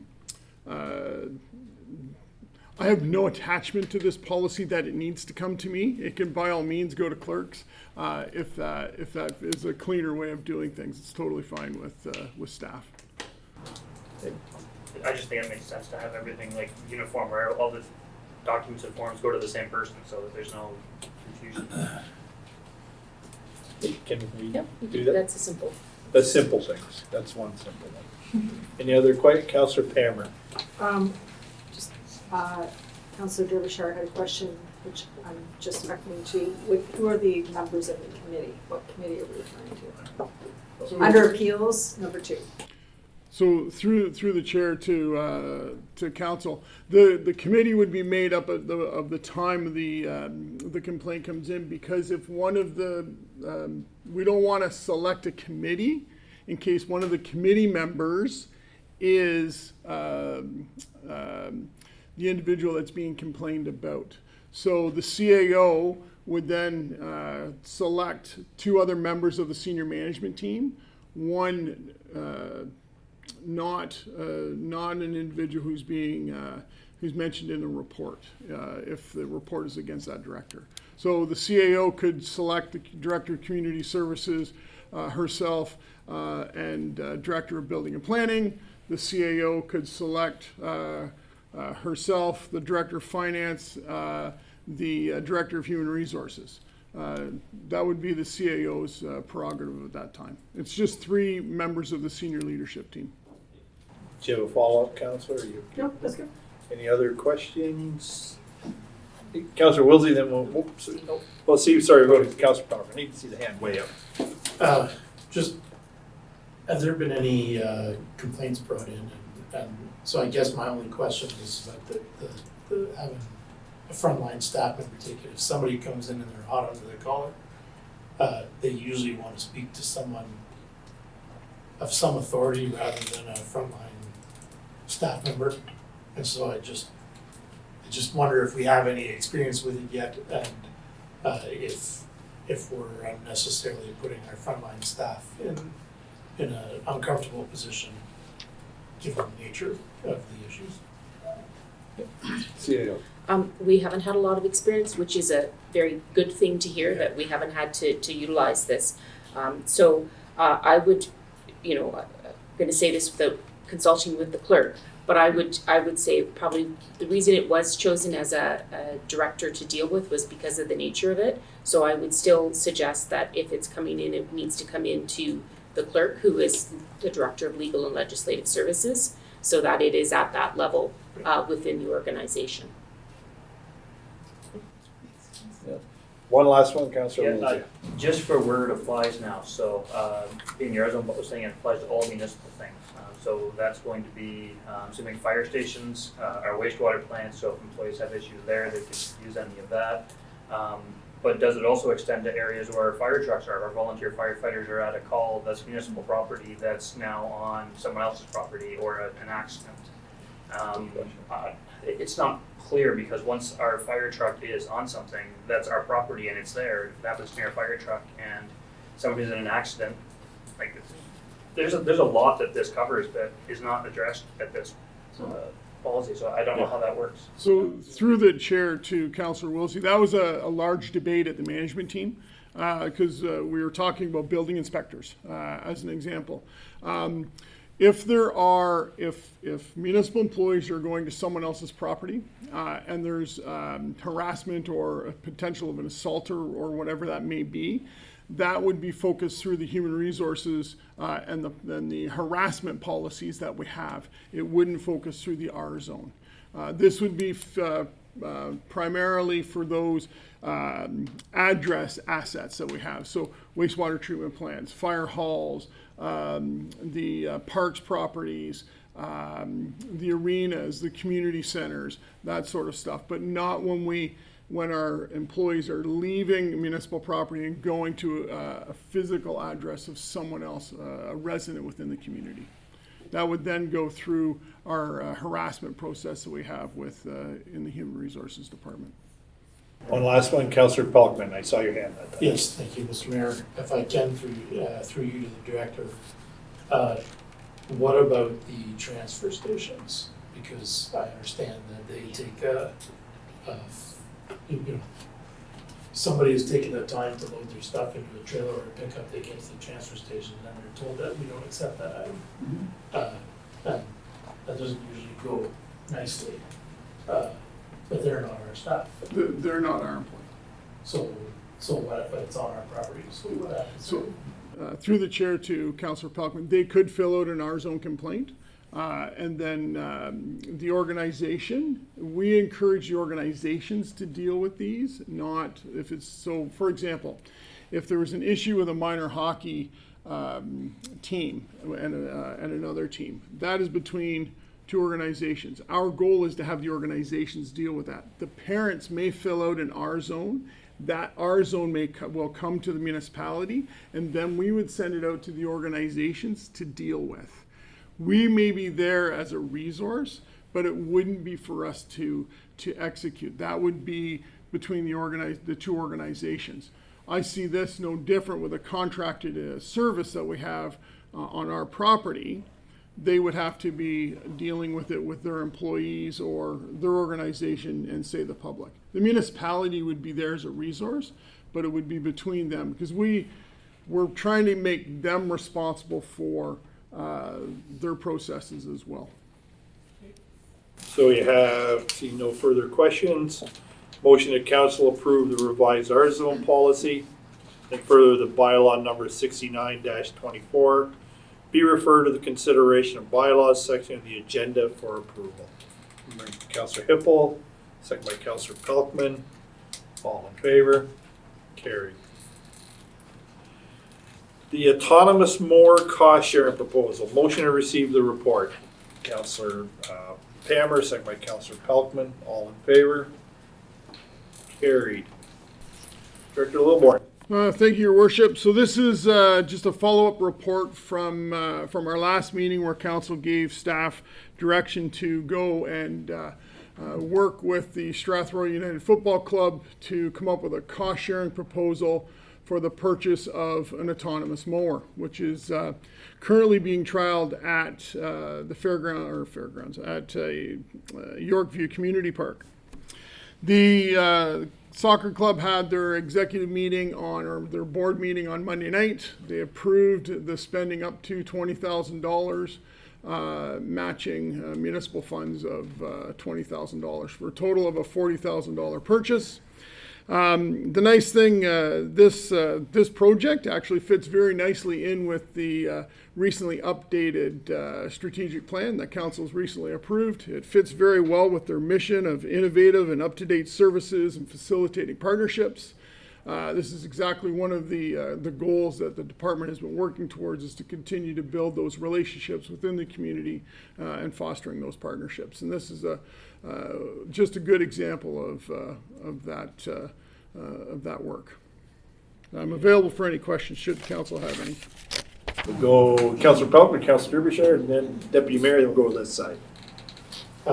Thank you. So I did stop by one night when I was going around. I had to set my alarm to wake up and go to the soccer field. I was impressed at how quiet it was. Actually, it was half a field away. I could not hear it. So I was pretty impressed by that. My question is that I understand that one mower can do more than one field. So would that be the intent is to try and encompass the second field with this mower? Through the chair to Councillor Pelkman, absolutely. We will have to do a little, you'll notice in the report, there's a section there for some miscellaneous work with regards to some hydro and some fencing work. So we have to open up a section of fence to allow the robot to access the other areas of the park. So that mower will cut all soccer facilities at Yorkview Community Park. Councillor Derbyshire. Thank you. Through you to the director, or anybody else that might be able to answer this. Who owns the mower then, if it's through the PTP program, the funds, and they're putting up the 20? I thought normally we kind of help with isn't that kind of help get something off the ground in the community, which would mean that would make it Strathroy Soccer Club's lawnmower? Through the chair to Councillor Derbyshire, the asset would be owned by the municipality. It is purely a capital purchase. There's no operating arrangement with it.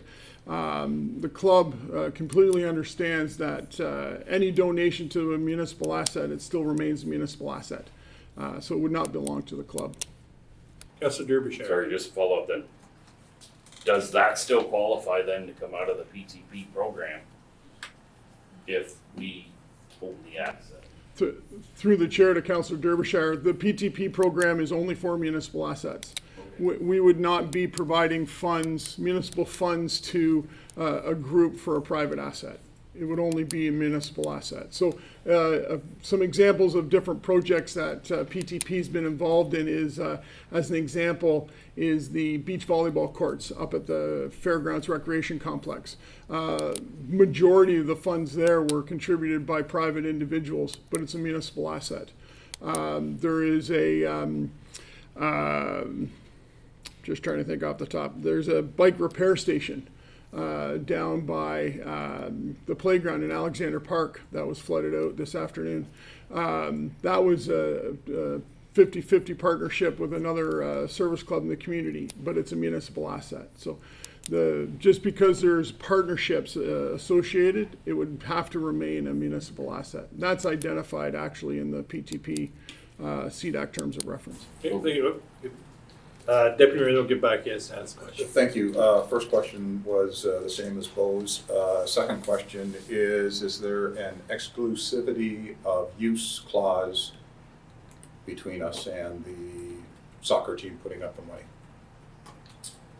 Exclusive to that park. So can it only be used at that park? They put up 20,000, so you decide to take it somewhere else and test it at location B.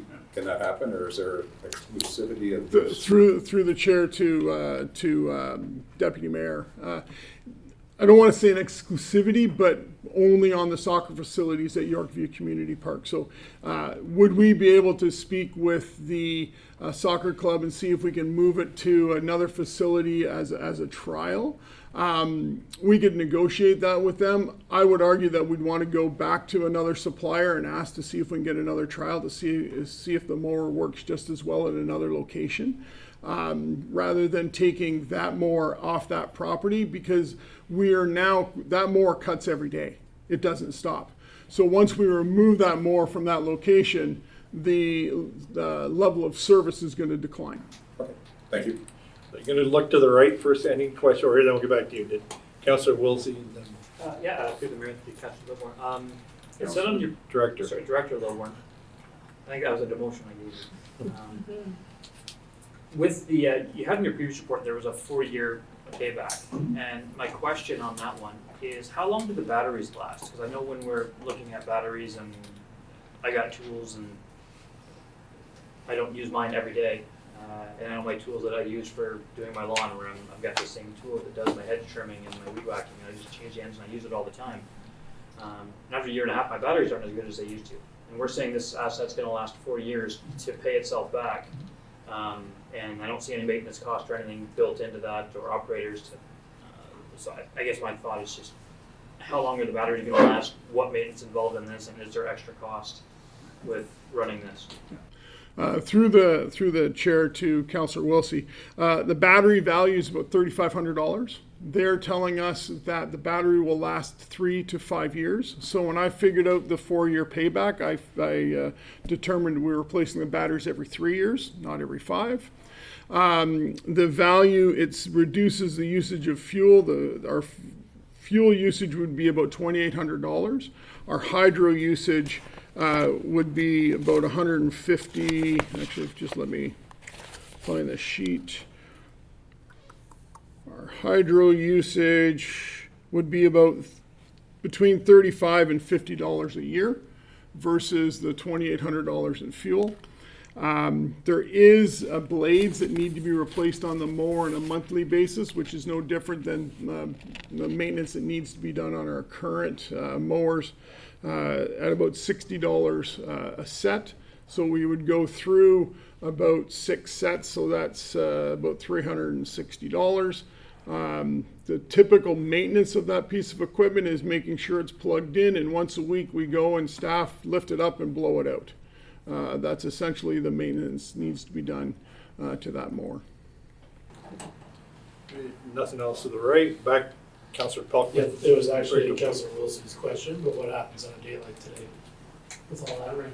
It would continue to cut grass in this rain. The reason, sorry, I didn't mean to cut you off. It's Through not the a chair to hazard of Councillor being- Pelkman. It's not a hazard of being damaged by multiple inches of rain in a short period of time.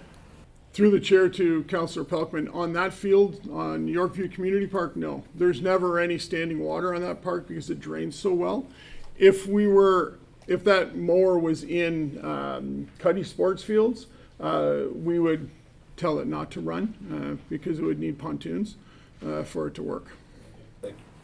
Right, bring a motion, council direct staff utilize the progress through partnership, the PTP program, funds to a maximum of $20,000, matching the funds from the Strathroy United Football Club for the purchase of a commercial autonomous mower.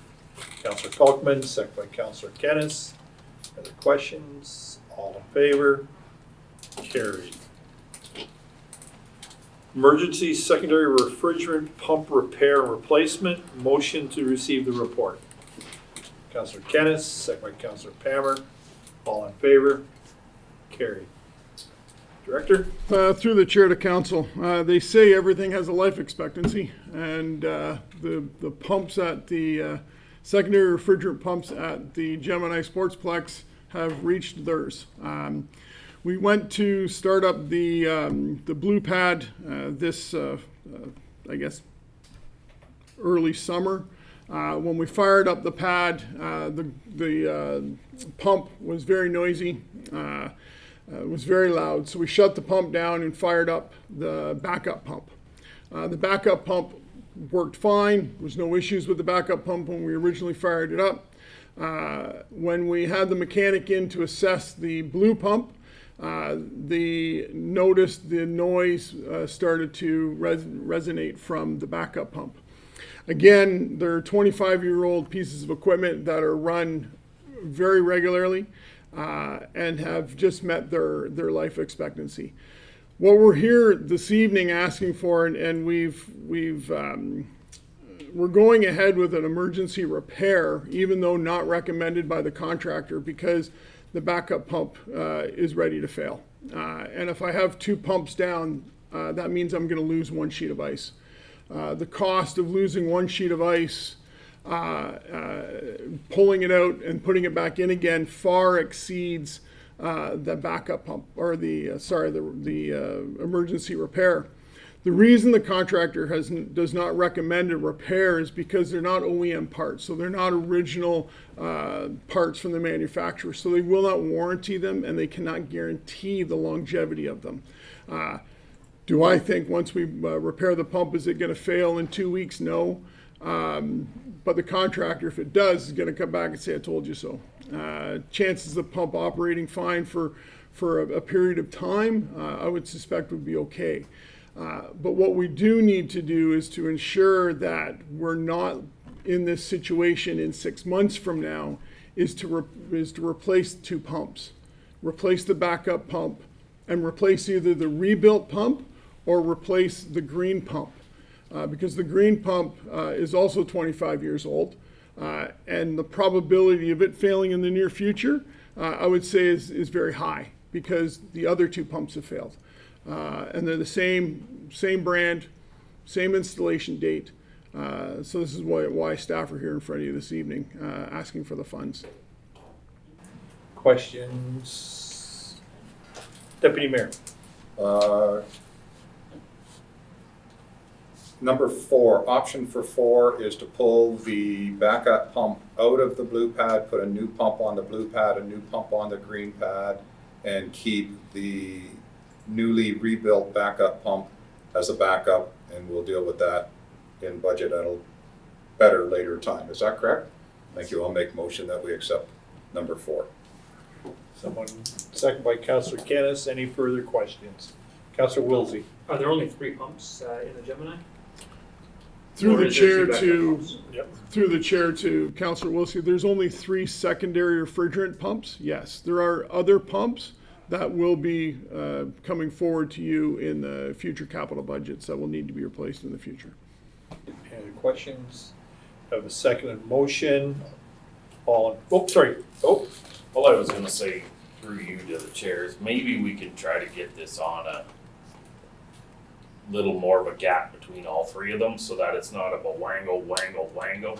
Like, you know, I mean, not to say, but, you know, at some point, that failed backup in 3 years, get a new one of those. And then possibly in 10 years, replace the next one of those. Like, instead of this, just a monster bill, here it is, you know. We have to start kind of doing this. The same thing you would kind of do with bunker gear, right? Instead of getting 300 sets right now, we go 50 this year, 50, like this has to, yep. you know. Nope. Through the chair to Councillor Derbyshire, I agree with you, and I'm glad that the deputy mayor has chosen option 4, which has us rebuilding, putting a new pump in the green rink, which is currently operating, and rebuilding the backup pump, and leaving the blue pad rebuilt pump. So we can, you know, maybe we'll get 2, 3, 4 years out of the rebuilt pump on the blue pad. If it fails, we still have a brand new backup pump that we can use on the blue pad, and then we can go and replace the blue pad pump at that time. So that's part of the strategy, but the options that I presented to you were all the options that we had available to you. Further questions? You have a seconded motion that we accept option 4. All in favor? Opposed, if any? Carried. Thank you, Rob. This is Paul. You're at the podium, Paul. Kind of like that. At the podium. Motion to count. This is the Mount Burgess wastewater treatment facility update. The sand. Motion to receive the report. Councillor Kennis, second by the deputy mayor. All in favor of receiving the report? Carried. Speak to the report, Paul. Thank you, Your Worship. This report is to follow up on the issues that we had on April 16th at the Mount Bridges main pumping station. It was found that the pump station were unable to pump water to the wastewater treatment plant. Operations staff arranged for trucking to prevent any backups and worked on troubleshooting the issue. It was found that the splitter box at the Mount Bridges wastewater plant had become plugged with sand. This blockage was cleared and operations were resumed. During the downtime, staff were able to ensure that there are no backups of wastewater that occurred. Operations staff have dug into the issue and have confirmed that the sand in the splitter box appears to be coming from the sand filters in the plant. Staff reviewed the operations of the filter and also reached out to the original equipment supplier to get some feedback on things that we could look at, things that we could improve. From the feedback received from the supplier and findings of the operations staff, we've taken the following actions. We adjusted the flow rates for the filters, so we slowed down the flow rate. Reviewed the weir levels in the filters to ensure that sand was not able to pass over into the reject water box. Installed temporary covers on each of the filter reject water boxes to reduce the sand that could get into the reject pit, as well as increased frequency of cleaning of the splitter box to help remove any accumulation. There have been no further blockages since the event, and operations staff are continuing to closely monitor the operation of the filters and make adjustments as needed. Any questions of Mr. Zuber-Bueller? Okay. Go ahead, Bo. Before we go anywhere, I would just ask, can we move this report into tomorrow night's closed meeting? We'll take it, we can't make a decision, we'll have to talk to the CAO. Okay. The report's already appeared and open, there's no rationale to put it in closed. Well, I'm going to speak probably about things that need to go to closed. Okay. That's my Wait, rationale behind it. I know Okay. as soon as I say, can I Yeah, ask? one second here, Counselor.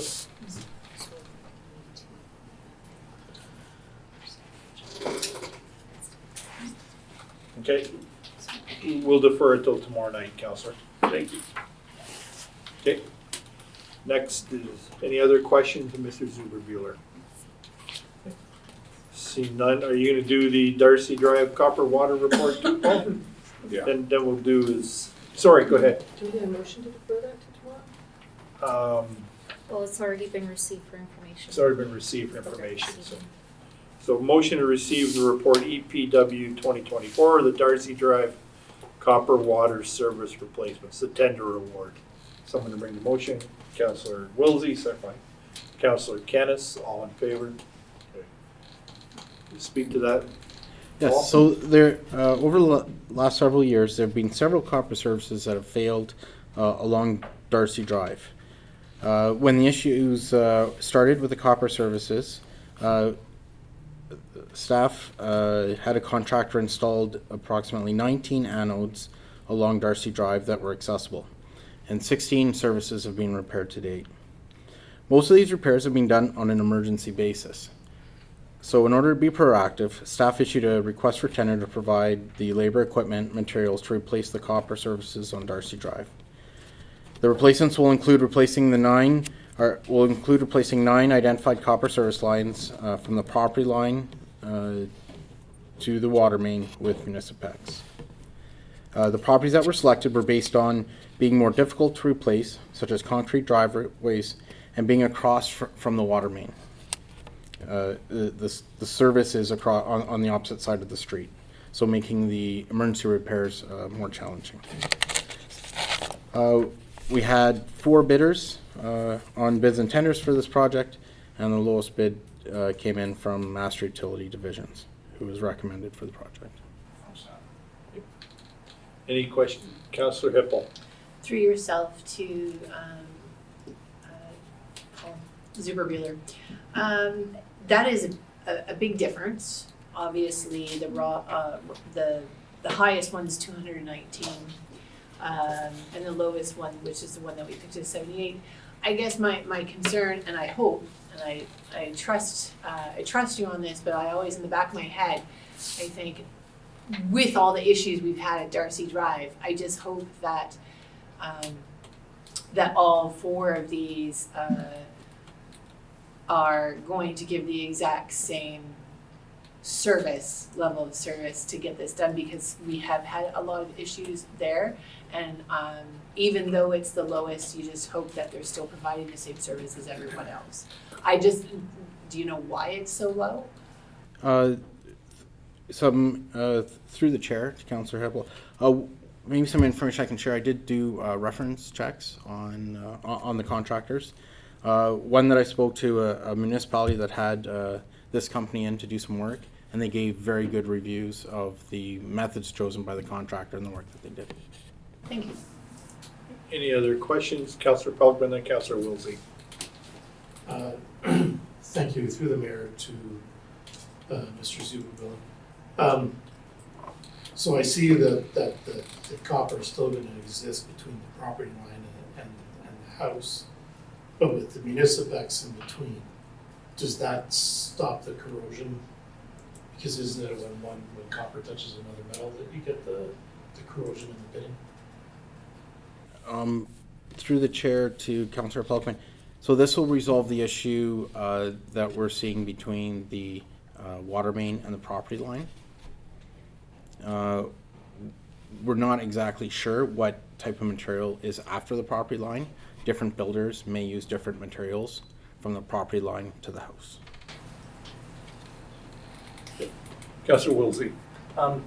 So through the chair to Manager Zuliberger, will this be all of the copper services replaced? Because I realize we're just replacing the difficult ones now. Some were done as emergencies before.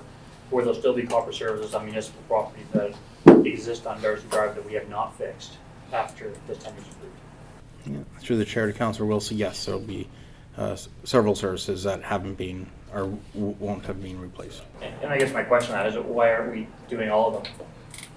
Why would we only do a partial fix again when this was to do it and try to get it all one and done? Why would we do a partial again? Through the chair to Councillor Wilson, doing all the services would be a lot of work. So what we did is we prioritized kind of the more difficult repairs and the ones that don't have anodes on them and are more likely to fail. And this may be a program that we look to continue on moving forward. So every year we do services. Councillor Derbyshire. I didn't go back and look at the first report, but I thought the first report said we were removing all copper ones. That was our kind of what we had said at the time that or were told was that we were going to remove all the copper. That way this won't ever become a problem again and no one will have to worry about it. But maybe. Could you, I probably have the same question, Manager, as Councillor Wilsey, if we're doing it. How many are left then on Darcy? I don't have the numbers right in front of me, but I can get that information for you. Okay. Okay. So Um, do we just put forward a motion then to move this to another date when the director can bring the report? Or do you need to approve this? But I would suggest, Councillor, we approve this and get on with this and then figure out what the cost is of the others. Go ahead, Councillor Wilsey. But my only thought, I think this is where you're going, if we're gonna get the contractor in to do work, he's just gonna do some of them, then we have to get him to finish up and leave and then rip it all up again at different houses and get another contractor in again. It doesn't make sense to do two separate jobs when we only want to do it. We want to do it, be one and done is what I remember as well. So. I'll concede that argument. My thought is that if we defer it, though, we might not get it done this year, if we'll have to retender it. So then we're waiting another year. So are we better to wait another year or better to do these ones now? It doesn't seem like this is what council discussed. Yeah. Well, the council does, we haven't brought that motion forward, have we? Okay. So if someone wants to bring a motion and we're open to it. Councillor Pelkman. Yeah, we kind of caught between a rock and a hard place here. I feel like at this point, it would be better to get some done with a fairly decent tender price. And then if the decision is to do the rest of the street, that's probably going to be another budget item discussion, and we'll have a new director by then. Okay. So I would put forward the motion that we accept this tender for Master Utility Division. We have a seconder, Councillor Kennis. Further discussion. Okay, Councillor Wilsey. Can we also, being we're already choosing this, who's gonna be on site, is there a process through council where we can ask the contractor how much we do? Because if the other ones are all easy, he's already there, can we get a number to do the rest of them too? Or approve a budget amount later once we know how much there is? Can we do something like that? Like, we've already got a good contractor, and he's already doing work for us. They're already doing work for us. Can't we just continue that and then maybe we still can get it all done this year? Yep. I'm looking to you or to the Director of Finance. I would ask Director Dakin from the procurement bylaw process, do you see any red flags or issues with that? Through the chair to Council Wilson, so I would say that this falls under sole source, so there's no reason why council can't say, give us a price on completing the project, and then if that project price is within the boundaries of what council wants to approve, then they approve it and move forward. And then we would also have to come up with how we're gonna pay for that. You like to make an amendment motion? Yeah, I'd like to make that amendment to the motion. I'll use the director's words, he said it nicely. Okay. Is that a friendly amendment? Is that a friendly amendment? Who brought the original? I- You okay with the friendly amendment? Yes. And Councillor Cranes was the second. And Yeah, that's Councillor Canis was, yep, right. Sorry, if I Yep, can go ahead, Reed. clarify, the amendment to the motion would be, that the initial recommendation to award the work and further that Master Utility Division provide a quote for the remainder of the work. Correct. Okay, thank you. That's good. Did you have something, Councillor? I just have a question, and doesn't have to be answered tonight, and maybe nobody will really like it, but I wanna know how we go from, we're gonna replace all the copper, and that's what's put forward, and it said 80,000, we approve it. Who decides then? Now we're only gonna do 8 or 9, and that doesn't come back to council before it goes out. Like I'm lost here somewhere in this, like, I didn't hear in that report, we're gonna pick the hardest 9, and that's the copper we're replacing. So, I'm not trying to be a No, that's a fair arsehole question. here, but, I mean, So through the chair, I'll have to go back and pull what the original report was and what the original direction. I'm sorry, I can't remember tonight what it was, but I'll pull it and we'll include that in the report. yeah, I'm not moving trying forward. to, I just, when we were told, don't worry, we're replacing all of it, and it's gonna be 80,000, that's to then come here, and now we have to say to people, well, actually, we're doing these 9 and not yours, and we might do this, and, I mean, now we look like half ours. But that's Okay, it. so we have a second motion in front of us. All in favor of the motion? Opposed, if any, carried. Reports from boards and committees. We have 2 reports in front of you. The Police Services Board, 2 of them from May 2024, and the board minutes from May 2024. Motion that the reports from the Police Services Board be received for information. Councillor Kennis, second by Deputy Mayor. Questions? All in favor? Carried. Deputy Mayor, County Council. County Council last met on the 25th of June. I reported about that on the 2nd of July. We have not met since then. Our next meeting is tomorrow, so nothing to report this evening. Thank you. Thank you. Inquiries and comments. Councillor Hippel. Thank you, Mr. Mayor. I have a couple of inquiries. I'm going to start with Director Wilborn first. While talking to a few residents in Mount Bridges, the Scouts signage came up, and I wondered if you had an ETA on the Scout signs. Through the chair to Councillor Hippel, I cannot remember the lady's last name. Her first name's Kristen.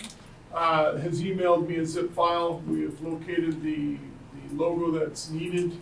Jesse's on holidays this week, so as soon as he gets back from holidays, next week we'll be looking at getting those signs produced ASAP. And that's been communicated to Kristen. Okay, thank you. Kristen, I think. Then the second, I have 3. So the second one also goes to Director Lilborn. So I know that we've got budgets for sidewalks and fixing sidewalks and et cetera, all over the municipality. Obviously, I'm thinking of bridges at the moment. With some residents wondering about the beautification side of it, and the county being involved in the main arteries there. How does that go? How does the beautification, versus we have to get these sidewalks done so that people can walk down them without tripping. Wheelchairs can't go down them. Sidewalks isn't your issue, but beautification is.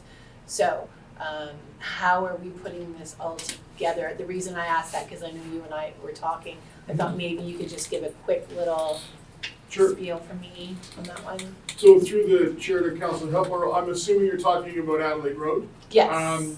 So there was a $25,000 capital fund provided to community services to do some beautification along Adelaide Road. The conversation then, there's going to be a capital project of redoing Franken Front and Adelaide Road itself.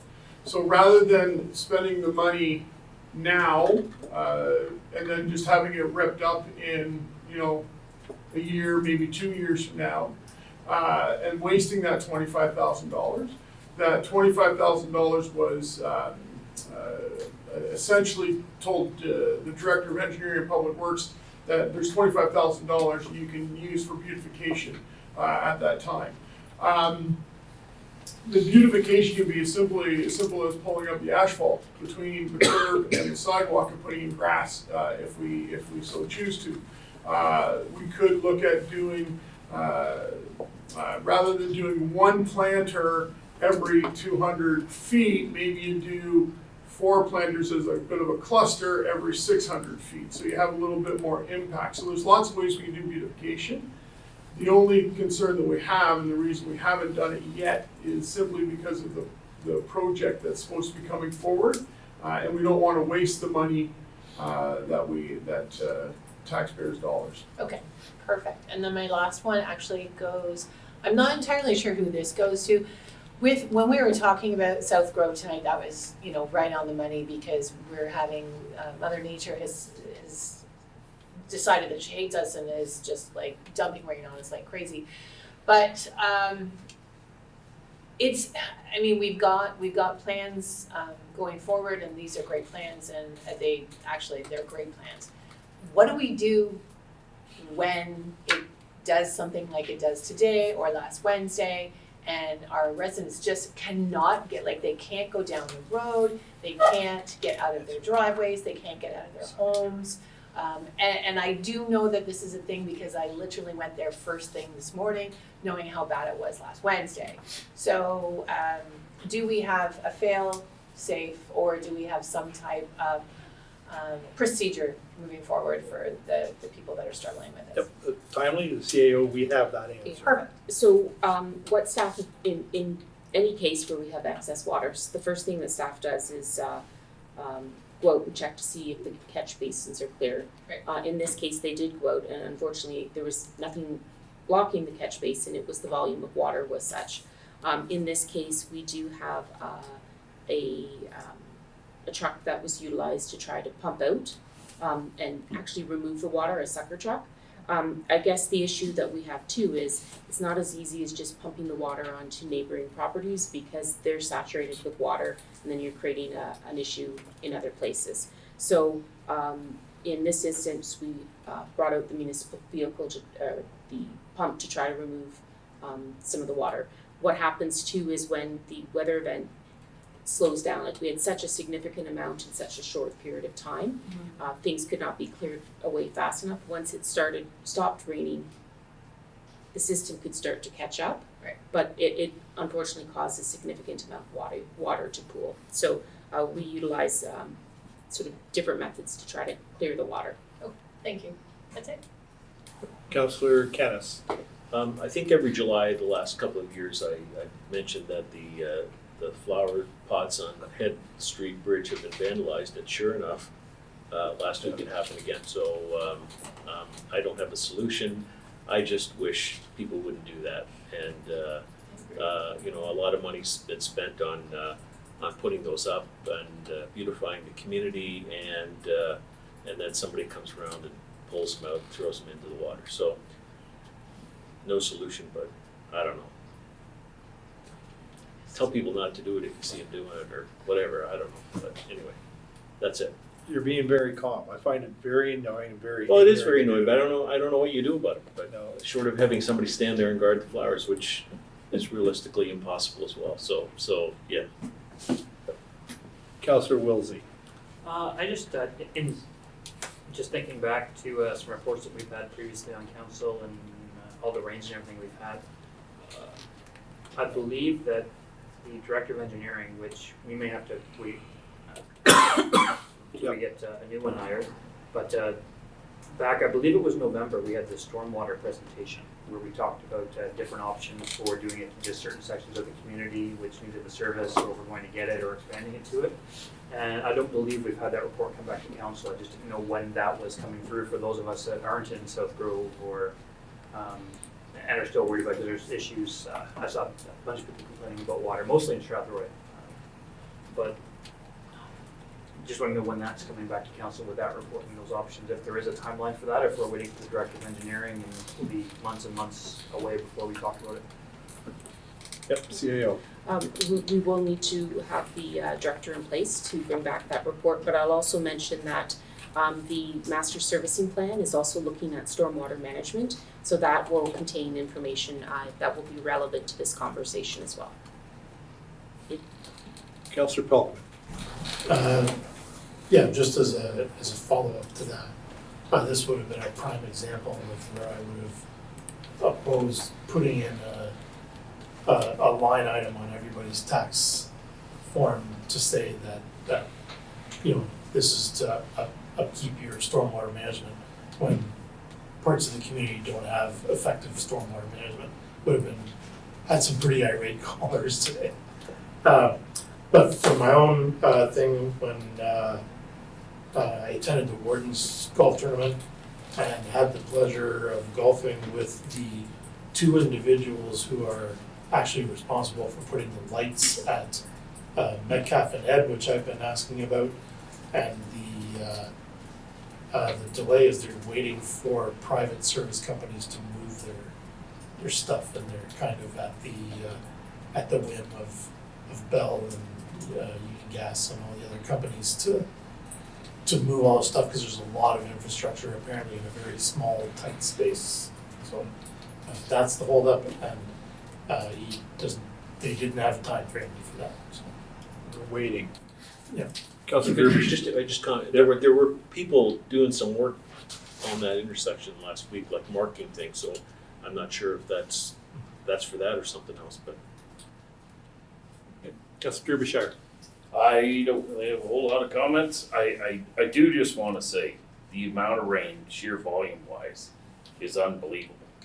And events like what we've just had the last few days, I've never seen Glen Oak flooded over. My road was flooded over. So when you look at some of these subdivisions that have either smaller sewers or stuff that is supposed to drain away, it will take time. You're probably going to have to treat some of these events, if you can't back out and your car's too low, like snow. So you're kind of stuck at home. It's now a rain day in your neighborhood. But you should be able to get out of there. Like most of those places, even everybody said, oh, they're so busy, this, that. We went there at noon. There was a few puddles at some of the things. Like it went away faster than expected. And if you actually told the people what their pipe is supposed to and where it's supposed to go and how many inches should drain away in 24 hours, that might give them a better perspective. Like if you said, this outlet here is supposed to take 2.5 inches every 24 hours. Well, we just got 4, right? So there's 48 hours to get rid of all of that water. But a lot of them don't know that, and when they make the phone call and you tell them that, they go, oh, all right, well that makes sense, thank you, and hang up. Yeah. They did So- hang up on me today. Well, I mean, it's the system that's in there and was approved, so that's what you got. Councillor Pammer. Just wondering if the CEO would like to or be able to make a comment about the downtown beautification in Strathroy specifically, and getting lots of people asking whether that's something we should be planning for 2025, or whether it looks like it'll be further out. We had the presentation here to council and we haven't really talked about it since. So just wondering if you just want to make a comment about where you see that going. Through the chair to council, realistically, from where we are from that original design and further discussions, that design still has to be refined and approved by council. So we are looking realistically at 2026, no sooner than 2026, because we're halfway through 2024. There's a lot of the design work, refinement that needs to be done, communication strategy, engineering, all of that work still needs to be done. So it's realistically, it won't be till 2026. Deputy Mayor. I just want to follow up on the whole water thing. I think it seems to be something we're going to see more often than we used to. I think we need to get a coordinated approach to just how we're going to deal with these water issues. We have one for snow. I think we need to know what our local attributes are, how we're going to address it. Receiving emails from people saying we've offered to help in the past, and not being contacted today was problematic for them. So I think there's a lot of resources out there, and I think it needs a conversation about what's available locally and who just might be able to come and help. I think South Grove, there was a potential electrical vault, as it was termed, that could have went underwater, and I suspect that wouldn't be good, electricity and water, but that's all. Okay. Well, I know water is important, but I was bothered probably more than the flowers in the water by the reports that Canadian mental health could be facing a funding shortage. When you think of all the issues that we face in our community, mental health is a large issue. As the deputy mayor reminds me, it may or may not be in our lane, but it affects us. It affects us in terms of homelessness. It affects us in policing. It affects us in a whole lot of things. So I want to let you know that I will be reaching out to the director of Canadian Mental Health, just having a conversation about the funding, because I think it's important to the community that we attempt to keep that funding. And you may hear me talk about it tomorrow in my minute with the mayor. But when I heard that about the funding, it is bothersome. They do participate, as Councillor Palmer knows, they're on the round table for homelessness. So they do contribute a lot to the community. So I think that's, for me, that was problematic to hear that. So I will be reaching out to people about that. So having said that, our next meeting is tomorrow night. We have a special meeting regarding the wastewater treatment plant. Motion, did you have something for me? Sorry. My cheat sheet? Make sure I do it right. Council will now meet in closed session and consider matters it is permitted to do so under the Municipal Act. It is listed on tonight's council agenda. Those items are: one item in accordance with council's procedure bylaw to approve the July 2nd, 2024 in-camera meeting minutes. One item pursuant to section 239(2)B of the Municipal Act 2001 as amended regarding personal matters about identifiable individuals, including municipal employees, Strathroy-Caradoc Housing Corporation.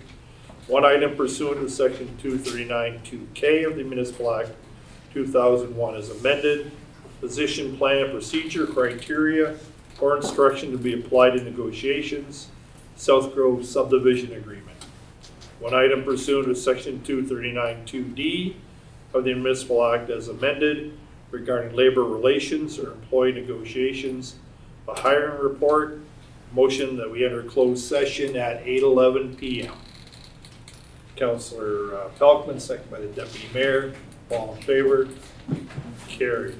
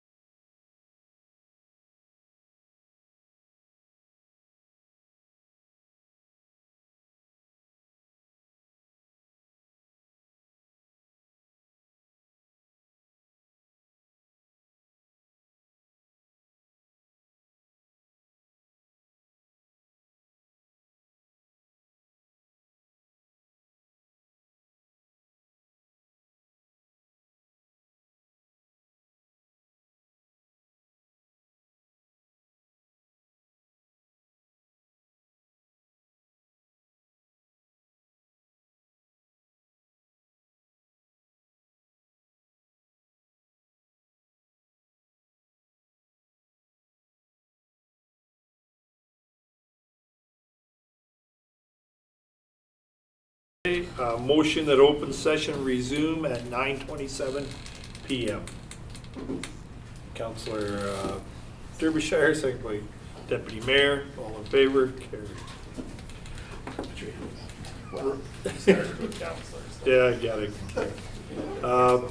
Council met in closed session to consider matters it is permitted to do so under the Municipal Act and is listed on tonight's council agenda. The following items were considered during the closed session. One item in accordance with council's procedure bylaw to approve the July 2nd in-camera meeting minutes. The meeting minutes were approved. One item pursuant to section 239 2B of the Municipal Act 2001 as amended regarding personal matters of identifiable individuals, including municipal employees, Strathroy-Caradoc Housing Corp. Direction was given to a third party, BDO Canada, in regards to the execution of the Caradoc Housing Organizational Review. One item pursuant to section 239 2K of the Municipal Act 2001 as amended, a position, plan, procedure, criteria, or instruction to be applied in negotiations. South Grove subdivision agreement. Council received a staff report for information and direction was given to further negotiations.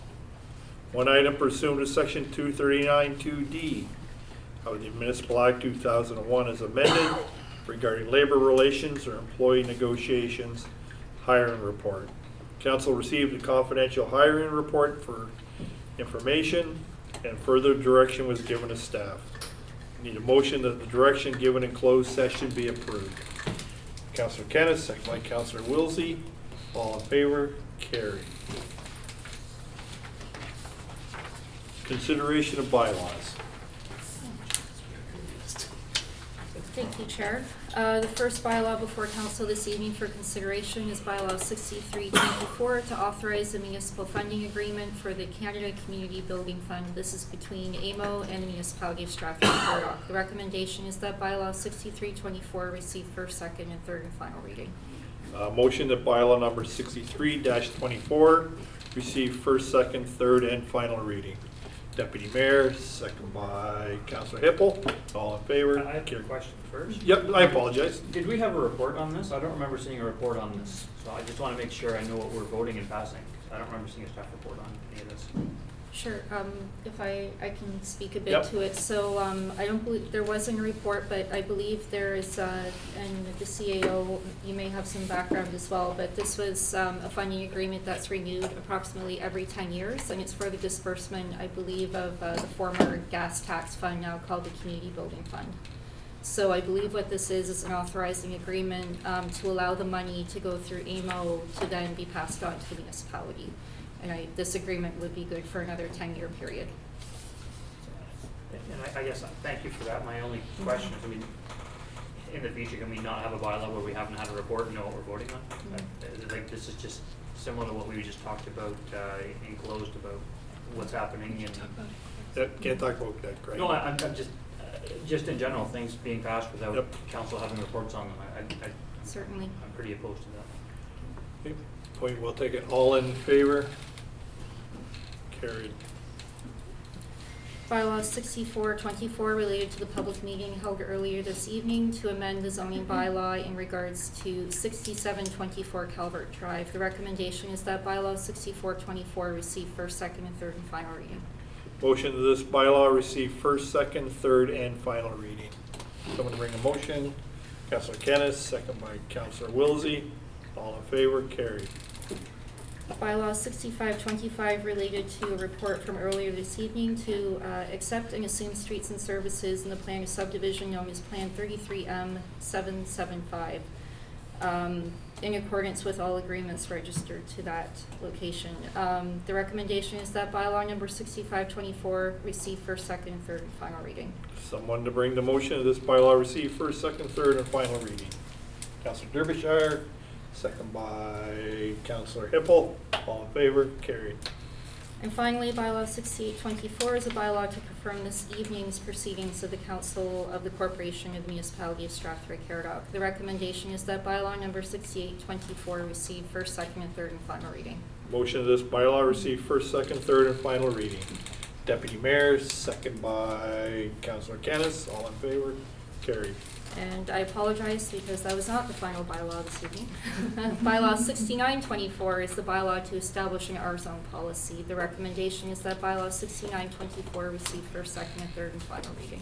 Someone to bring the motion on that bylaw. Councillor Pelkman, second by the deputy mayor. All in favor, carried. And now bylaw 7024, this is to amend the appointment bylaw to provide for the new appointees to the Strathroy-Caradoc Housing Corporation. The recommendation is that bylaw 7024 receive first, second, and third and final reading. Someone to bring the motion on this bylaw. Councillor Palmer, second by Councillor Pelkman. All in favor, carried. Motion that we adjourn at 9:32 p.m. Councillor Hippel, second by Councillor Wilsey. All in favor, carried.